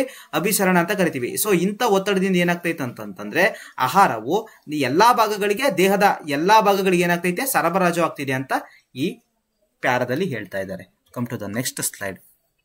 ನೆಕ್ಸ್ಟ್ ಇಲ್ಲಿ ಹೇಳ್ತಾ ಇದಾರೆ, ಇಲ್ಲಿ ನೋಡಿ ಇಲ್ಲಿ ಏನ್ ಕೇಳ್ತಿದ್ದಾರೆ ಅಂತಂತಂದ್ರೆ, ಬೇಸಿಗೆ ಕಾಲದ ಮರವೊಂದರಲ್ಲಿ ಬಾಷ್ಪ ವಿಸರ್ಜನೆಯ ಸಮಯದಲ್ಲಿ ನೀರಿನ ಹರಿವಿಕೆ ಮೊಗ್ಗುಗಳು ಬೆಳವಣಿಗೆಯಾಗಲು ಶಕ್ತಿಯ ಅಗತ್ಯವಿರುವುದರಿಂದ ಬೇರು ಅಥವಾ ಕಾಂಡದ ಅಂಗಾಂಶಗಳಲ್ಲಿ ಸಂಗ್ರಹವಾಗಿರುವ ಶರ್ಕರ ಪದಾರ್ಥಗಳು ಮೊಗ್ಗುಗಳಿಗೆ ಸಾಗಿಸಲ್ಪಡುತ್ತದೆ. ಇಲ್ಲಿ ಏನ್ ಹೇಳ್ತಿದ್ದಾರೆ ಅಂತಂದ್ರೆ ಜಸ್ಟ್ ಸಿಂಪಲ್ ಕಣ್ರಿ. ಇಲ್ಲಿ ಮೊಗ್ಗಿದೆ ಅಂತ ತಿಳ್ಕೊಳ್ಳಿ, ಇದು ಹೂವಾಗಿದೆ, ಮೊದಲು ಏನಿದೆ ಮೊಗ್ಗಿದೆ ಅಂತ ತಿಳ್ಕೊಳ್ಳಿ. ಈ ಮೊಗ್ಗಿಗೆ ಏನಾಗಬೇಕು ಅಂತಂತಂದ್ರೆ ನೀರು ಸಪ್ಲೈ ಆಗಬೇಕು. ಯಾವಾಗ? ಬೇಸಿಗೆಗಾಲದಲ್ಲಿ. ಯಾಕಂದ್ರೆ ಬೇಸಿಗೆಗಾಲದಲ್ಲಿ ಸ್ವಲ್ಪ ಏನಾದ್ರು ನೀರಿನ ಪ್ರಮಾಣ ಕಡಿಮೆ ಇರ್ತದಲ್ವಾ, ಸೊ ಈ ಮೊಗ್ಗಿನ ಜಾಗಕ್ಕೆ ನೀರು ಸಪ್ಲೈ ಆಗಬೇಕು. ಬಟ್ ನೀರು ಸಪ್ಲೈ ಆಗ್ಬೇಕು ಅಂತಂದ್ರೆ ಯಾವ್ದು ಸಹಾಯ ಮಾಡ್ತೈತೆ ಅಂತಂದ್ರೆ, ಆ ನೀರ್ ಸಪ್ಲೈ ಆಗ್ಬೇಕಲ್ಲ, ಅದು ಯಾವ್ದು ಸಹಾಯ ಮಾಡ್ತಾ ಇದೆ ಅಂತಂತಂದ್ರೆ ನೋಡಿ, ಈ ಬೇರು ಅಥವಾ ಕಾಂಡದ ಅಂಗಾಂಶಗಳಲ್ಲಿ ಸಂಗ್ರಹವಾಗಿರುವಂತಹ ಶರ್ಕರ ಪದಾರ್ಥಗಳು ಏನ್ ಮಾಡ್ತವೆ ಅಂತಂತಂದ್ರೆ ನೋಡಿ, ಈ ಬೇರು ಮತ್ತು ಕಾಂಡದಲ್ಲಿ ಸಂಗ್ರಹವಾಗಿರುವಂತಹ ಶರ್ಕರ ಪದಾರ್ಥಗಳು ನೀರನ್ನು ಏನ್ ಮಾಡ್ತಿದ್ದಾವೆ, ಮೊಗ್ಗುವಿಗೆ ಸಾಗಾಣಿಕೆ ಮಾಡ್ತಾ ಇದೆ. ಅಷ್ಟೇ, ಇನ್ನೇನಿಲ್ಲ. ಮೊಗ್ಗಿಗೆ ನೀರ್ ಸಾಗಾಣಿಕೆ ಆಗ್ಬೇಕು ಅಂತಂದ್ರೆ ಸಹಾಯ ಮಾಡ್ತಾ ಇರೋದು ಶರ್ಕರ ಪದಾರ್ಥಗಳು. ಆ ಶರ್ಕರ ಪದಾರ್ಥಗಳು ಎಲ್ಲಿದ್ದಾವೆ ಅಂತಂತಂದ್ರೆ ಬೇರು ಮತ್ತು ಕಾಂಡದಲ್ಲಿ ಇದಾವೆ ಅಂತ ಹೇಳ್ತಾ ಇದ್ದಾರೆ. ನೆಕ್ಸ್ಟ್ ಸ್ಲೈಡ್ಗೆ ಹೋಗೋಣ ಬನ್ನಿ. ಎಸ್, ವಿಸರ್ಜನೆ ಅಂದ್ರೆ ತ್ಯಾಜ್ಯ ವಸ್ತುಗಳನ್ನ ಹೊರ ಹಾಕಲ್ಪಡುವಂತ ಕ್ರಿಯೆಗೆ ನಾವೇನಂತ ಕರಿತೀವಿ? ವಿಸರ್ಜನೆ ಅಂತ ಕರಿತೀವಿ. ಸೊ ಇಲ್ಲಿ ವಿಸರ್ಜನೆ ಏನಿದೆ ಅಂತ ನೋಡೋಣ. ದ್ಯುತಿ ಸಂಶ್ಲೇಷಣೆ ಅಥವಾ ಉಸಿರಾಟದ ಸಮಯದಲ್ಲಿ ನೈಟ್ರೋಜನ್ ಯುಕ್ತ ವಸ್ತುಗಳು ಅನಿಲ ತ್ಯಾಜ್ಯಗಳನ್ನು ಹೊರಹಾಕುವ ಕ್ರಿಯೆಗೆ ನಾವೇನಂತ ಕರಿತೀವಿ? ವಿಸರ್ಜನೆ ಅಂತ ಕರಿತೀವಿ. ಹೌದು, ಈಗ ಏನಾಗ್ತಿದೆ ಅಂತಂದ್ರೆ ಕಾರ್ಬನ್ ಡೈಆಕ್ಸೈಡ್ ಅನ್ನ ಪಡೆದುಕೊಂಡು ಆಕ್ಸಿಜನ್ ಹೊರಗಡೆ ಆಗ್ತದಲ್ಲ, ಸೊ ಇದು ಕೂಡ ಏನು? ವಿಸರ್ಜನೆ. ಈ ಎಲೆಗಳಲ್ಲಿ ಏನಾಗ್ತಿದೆ ಈಗ ನೋಡಿ, ಈಗ ನೋಡ್ತಾ ಇದ್ರಲ್ಲ, ಇದು ವಿಸರ್ಜನೆ ಮೂಲಕ ವಿಸರ್ಜನೆ ಆಗ್ತಾ ಇದೆ. ಕಮ್ ಟು ದ ನೆಕ್ಸ್ಟ್ ಸ್ಲೈಡ್ಗೆ ಹೋಗೋಣ ಬನ್ನಿ. ಎಸ್, ಸಸ್ಯಗಳಲ್ಲಿ ಸಾಗಾಣಿಕೆ. ಇದು ನಾನ್ ಮಾಡಿರುವಂತಹ ನೋಟ್ಸು, ಇದು ವೆರಿ ವೆರಿ ಇಂಪಾರ್ಟೆಂಟ್, ಇದು ಬರ್ಕೊಳ್ಳೇಬೇಕು ನೀವು. ಎಸ್, ಇಲ್ಲೇನಿದೆ ಸಸ್ಯಗಳಲ್ಲಿ ಸಾಗಾಣಿಕೆ ಅಂತಿದೆ. ಅದ್ರಲ್ಲಿ ಸಸ್ಯಗಳಲ್ಲಿ ಸಾಗಾಣಿಕೆ ಆಗಲು 2 ವಾಹಕಗಳಿವೆ, ಅವೇ ಝೈಲಮ್ ಮತ್ತೆ ಫ್ಲೋಯಮ್ ಅಂತ ಹೇಳ್ತಿದ್ದಾರೆ. ಸೊ ಈ ಡೆಫಿನೇಷನ್ ಏನ್ ಹೇಳ್ತಾರೆ ಅಂತಂದ್ರೆ, ಇದು ಸ್ವಲ್ಪ ನೀವು ಕೂಲ್ ಆಗಿ ನೋಡ್ಬೇಕು. ಏನ್ ಕೂಲಾಗಿ ನೋಡ್ಬೇಕು ಅಂತಂತಂದ್ರೆ, ಇಲ್ಲಿ ಸಾಗಾಣಿಕೆ ಆಗ್ಬೇಕು ಏನು? ವಸ್ತುಗಳು ಸಾಗಾಣಿಕೆ ಆಗ್ಬೇಕು. ಓಕೆನಾ? ನೋಡಿ, ಮಣ್ಣಿನಿಂದ ಸಂಪರ್ಕದಲ್ಲಿರುವ ಅಂಗಗಳು, ಈಗ ಮಣ್ಣಿನಿಂದ ಗ್ರಾಸ್ ಅಂತಂದ್ರೇನು? ಸಸ್ಯ. ಮಣ್ಣಿನಿಂದ ಸಂಪರ್ಕದಲ್ಲಿರುವಂತಹ ಅಂಗಗಳು ಕ್ಲೋರೋಫಿಲ್ ಹೊಂದಿರುವ ಅಂಗಗಳ ನಡುವಿನ ಅಂತರವು ಕಡಿಮೆ ಇದ್ದರೆ, ಸೊ ಕ್ಲೋರೋಫಿಲ್ ನಡುವಿನ, ಈಗ ಫಾರ್ ಎಕ್ಸಾಂಪಲ್ ಇದ್ರ ಅಂತರ ಏನಾಗೈತಿ? ಕ್ಲೋರೋಫಿಲ್ ಇಲ್ಲೇ ಇರ್ತದೆ.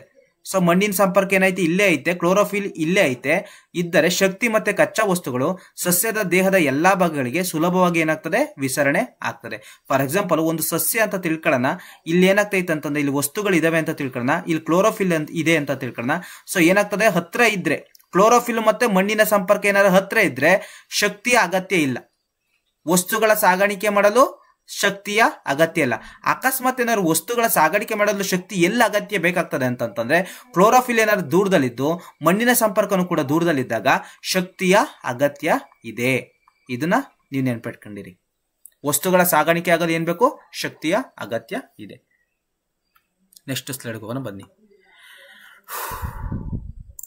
ಕ್ವಶನ್ ಅನ್ನ ನೋಡಿ, ಏನ್ ಕೊಟ್ಟಿದ್ದಾರೆ ಅಂತಂದ್ರೆ ಕ್ವಶನ್, ಸಸ್ಯಗಳಿಗೂ ಮತ್ತು ಪ್ರಾಣಿಗಳಿಗೂ ಹೋಲಿಕೆ ಮಾಡಿದಾಗ ಪ್ರಾಣಿಗಳಿಗಿಂತ ಸಸ್ಯಗಳಿಗೆ ಶಕ್ತಿಯ ಅಗತ್ಯತೆ ಕಡಿಮೆ ಅಂತೆ.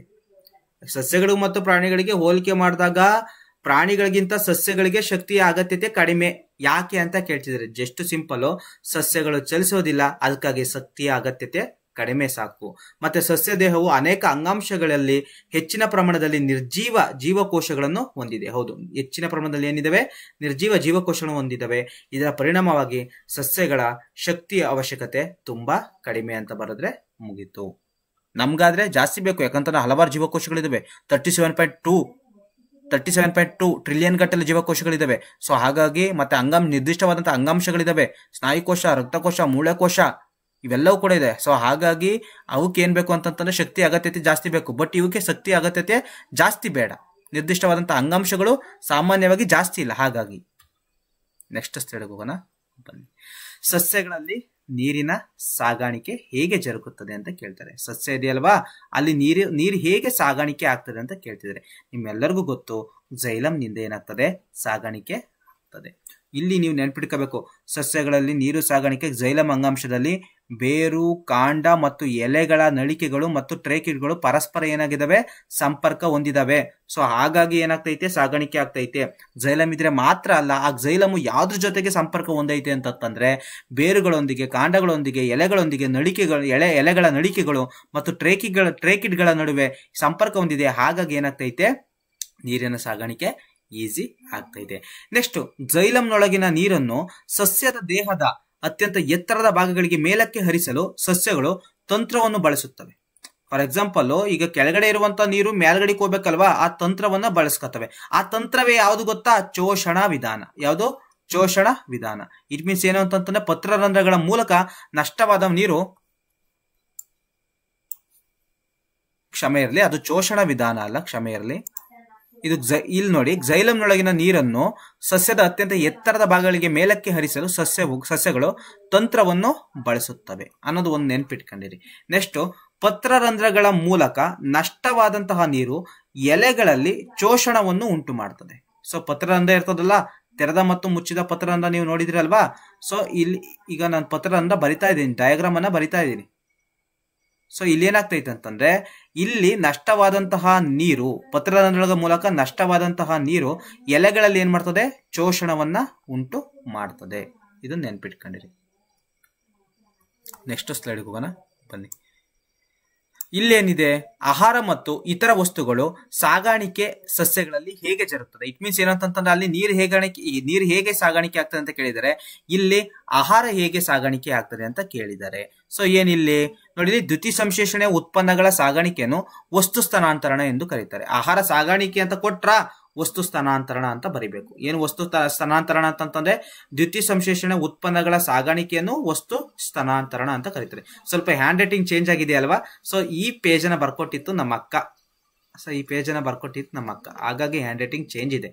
ಇರ್ಲಿ, ಇಲ್ಲಿ ಆಹಾರ ಸಾಗಾಣಿಕೆ ಅಂತ ಕೇಳಿದ್ರೆ ವಸ್ತು ಸ್ಥಾನಾಂತರಣ ಅಂತ ಹೇಳ್ಬೇಕಾಗಿರ್ತದೆ. ಸೊ ಆಹಾರ ಯಾವ್ದ್ರಿಂದ, ಯಾವ ಅಂಗಾಂಶದಿಂದ ಸಾಗಾಣಿಕೆ ಆಗ್ತೈತೆ, ಫ್ಲೋಯಂ ಭಾಗದಲ್ಲಿ ಏನಾಗ್ತೈತೆ, ಸಾಗಾಣಿಕೆ ಆಗ್ತೈತೆ, ಅಥವಾ ವಾಹಕ ಅಂಗಾಂಶ ಫ್ಲೋಯಂ ಭಾಗದಲ್ಲಿ ಆಹಾರ ಸಾಗಾಣಿಕೆ ಆಗ್ತಾ ಇದೆ. ನೆಕ್ಸ್ಟ್, ಈ ವಸ್ತುಗಳು ವಿಶೇಷವಾಗಿ ಬೇರುಗಳು, ಹಣ್ಣುಗಳು ಮತ್ತು ಬೀಜಗಳಂತಹ ಸಂಗ್ರಹಣಾ ಅಂಗಗಳಿಗೆ ಮತ್ತು ಬೆಳೆಯುತ್ತಿರುವ ಅಂಗಗಳಿಗೆ ಪೂರೈಸಲ್ಪಡ್ತದೆ. ಇವಾಗ ತಾನು ಹೇಳಿದ್ದೀನಿ, ಆಹಾರ ಎಲ್ಲೆಲ್ಲಿ ಸಾಗಾಣಿಕೆ ಆಯ್ತು ಅಂತಂದ್ರೆ ಎಲ್ಲಾ ಭಾಗಗಳು ಕೂಡ ಏನಾಗ್ತೈತೆ, ಆಹಾರ ಸಾಗಾಣಿಕೆ ಆಗ್ತೈತೆ. ಆಹಾರ ಮತ್ತು ಇತರ ವಸ್ತುಗಳ ಸ್ಥಳಾಂತರಣವು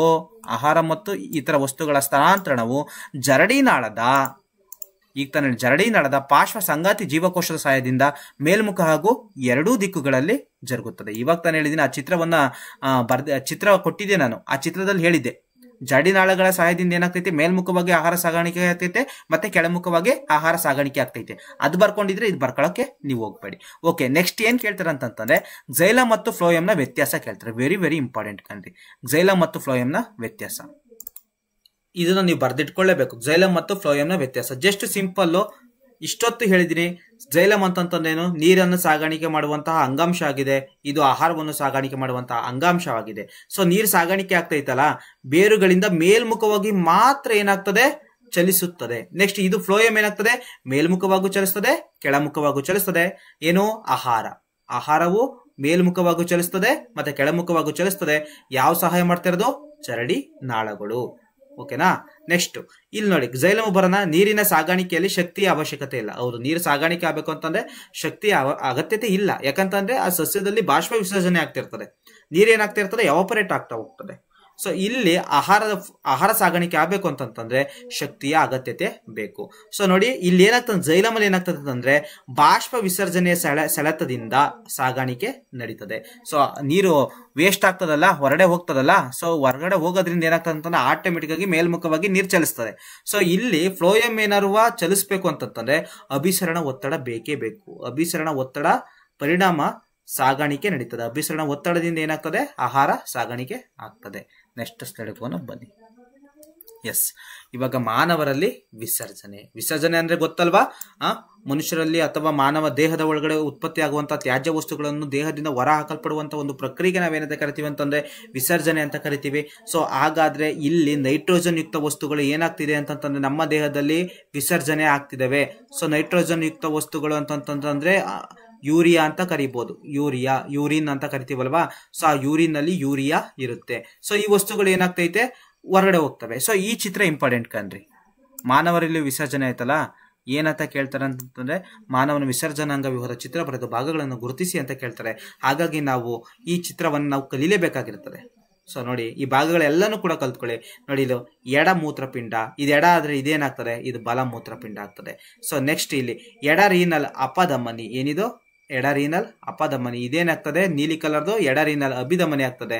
ಇದು ದಪ್ಪಕ್ಕಿರೋದ್ರಿಂದ ಇದು ನೋಡಿ ದಪ್ಪಗೈತಲ್ಲ, ಇದನ್ನ ನಾವು ಮಹಾಪಧಮನಿ ಅಂತ ಕರಿಬಹುದು. ಈ ಕಡೆ ಬ್ಲೂ ಕಲರ್ ಆಯ್ತಲ್ಲ, ಇದು ಮಹಾ ಅಭಿಧಮನಿ ಅಂತ ಕರಿಬಹುದು. ಇನ್ನು ಮಾಮೂಲಿ ಈ ಕಡೆಯಿಂದ ಬಂದಿದೆಯಲ್ಲ, ಇದೇನಂತ ಕರಿಬಹುದು, ಸಾಮಾನ್ಯವಾಗಿ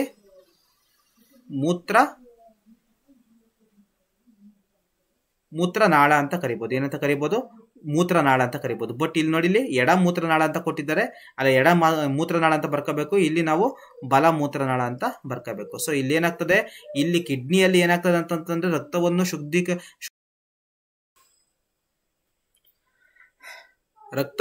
ಶುದ್ಧೀಕರಿಸುವ ಅಂಗ ಯಾವುದು ಇದೆ, ಕಿಡ್ನಿ. ರಕ್ತವನ್ನು ಶುದ್ಧೀಕರಿಸುವ ಅಂಗ ಯಾವ್ದಾರು ಇದ್ರೆ ಅದು ಕಿಡ್ನಿ. ನೋಡಿ, ಕಿಡ್ನಿಯ ಒಂದು ಜೀವಕೋಶದ ನೋಡಿ, ಇಲ್ಲಿ ಒಂದು ಜೀವಿಯ ರಚನಾತ್ಮಕ ಮತ್ತು ಕಾರ್ಯಾತ್ಮಕ ಘಟಕಕ್ಕೆ ನಾವೇನಂತ ಕರಿತೀವಿ, ಜೀವಕೋಶ ಅಂತ ಕರಿತೀವಿ.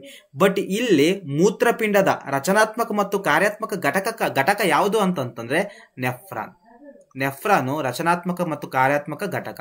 ಸೊ ಈ ಕಿಡ್ನಿ ಒಳಗಡೆ ಏನಿರ್ತದೆ ಅಂತಂತಂದ್ರೆ ನೆಫ್ರಾನ್ಸ್ಗಳು ಇರ್ತವೆ.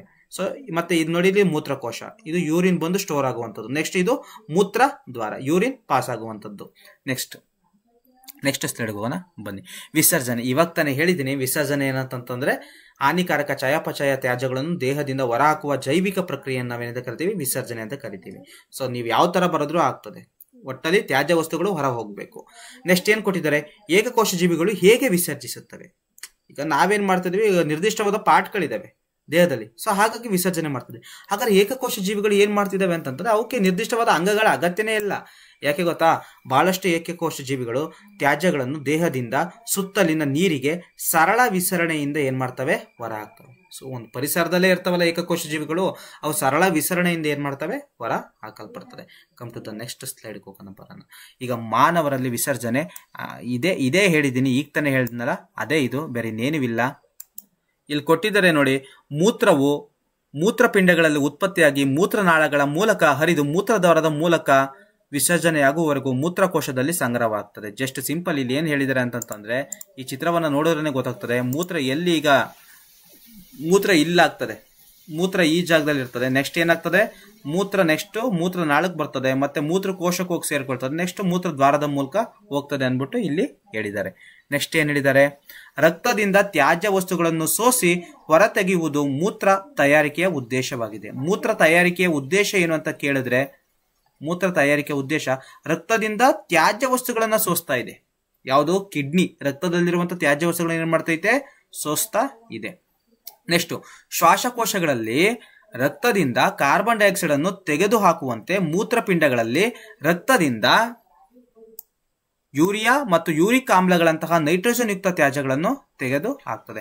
ಈಗ ಶ್ವಾಸಕೋಶಗಳಲ್ಲಿ ಏನ್ ಮಾಡ್ತಿದ್ವಿ, ಕಾರ್ಬನ್ ಡೈಆಕ್ಸೈಡ್ ಅನ್ನು ತೆಗೆದು ಹಾಕ್ತದೆ, ಹೌದಲ್ವಾ. ಶ್ವಾಸಕೋಶ ಕಾರ್ಬನ್ ಡೈಆಕ್ಸೈಡ್ ಅನ್ನು ಹೊರಗಡೆ ಹಾಕ್ತದೆ. ಸೊ ಅದೇ ತರ ಮೂತ್ರಪಿಂಡ ಏನ್ ಮಾಡ್ತೈತೆ ಅಂತಂದ್ರೆ ಯೂರಿಯಾ ಮತ್ತು ಯೂರಿಕ್ ಆಮ್ಲಗಳಂತಹ ನೈಟ್ರೋಜನ್ ನೈಟ್ರೋಜನ್ ಯುಕ್ತ ತ್ಯಾಜ್ಯಗಳನ್ನ ತೆಗೆದು ಹೊರ ಹಾಕ್ತಾ ಇದೆ. ನೆಕ್ಸ್ಟ್ ಸ್ಲೈಡ್ ಹೋಗೋಣ ಬನ್ನಿ. ಎಸ್, ಇಲ್ಲೇ ನೆಕ್ಸ್ಟ್ ಇಲ್ಲಿಗೆ ಇನ್ನೊಂದು ಸ್ವಲ್ಪ ಇದ್ರ ಪಾಯಿಂಟ್ ಬಗ್ಗೆ ಹೇಳಬೇಕು ಅಂತಂದ್ರೆ, ಮನುಷ್ಯರಲ್ಲಿ ವಿಸರ್ಜನಾಂಗ ವ್ಯೂಹವು ಒಂದು ಜೊತೆ ಮೂತ್ರಪಿಂಡವನ್ನು ಹೊಂದಿದೆ, ಹೌದಲ್ವಾ. ಈ ಕಡೆ ಒಂದು ಮೂತ್ರಪಿಂಡ ಇತ್ತು, ಮತ್ತೆ ಈ ಕಡೆ ಒಂದು ಮೂತ್ರಪಿಂಡ ಇತ್ತು. ಸೊ ಇದು ಒಂದು ಜೊತೆ ಮೂತ್ರಪಿಂಡವನ್ನ ಹೊಂದಿದೆ. ನೆಕ್ಸ್ಟ್ ಒಂದು ಜೊತೆ ಮೂತ್ರನಾಳವನ್ನು ಕೂಡ ಹೊಂದಿದೆ, ಹೌದು. ಮೂತ್ರನಾಳ ಒಂದು ಜೊತೆ ಮೂತ್ರನಾಳವನ್ನು ಕೂಡ ಹೊಂದಿದೆ.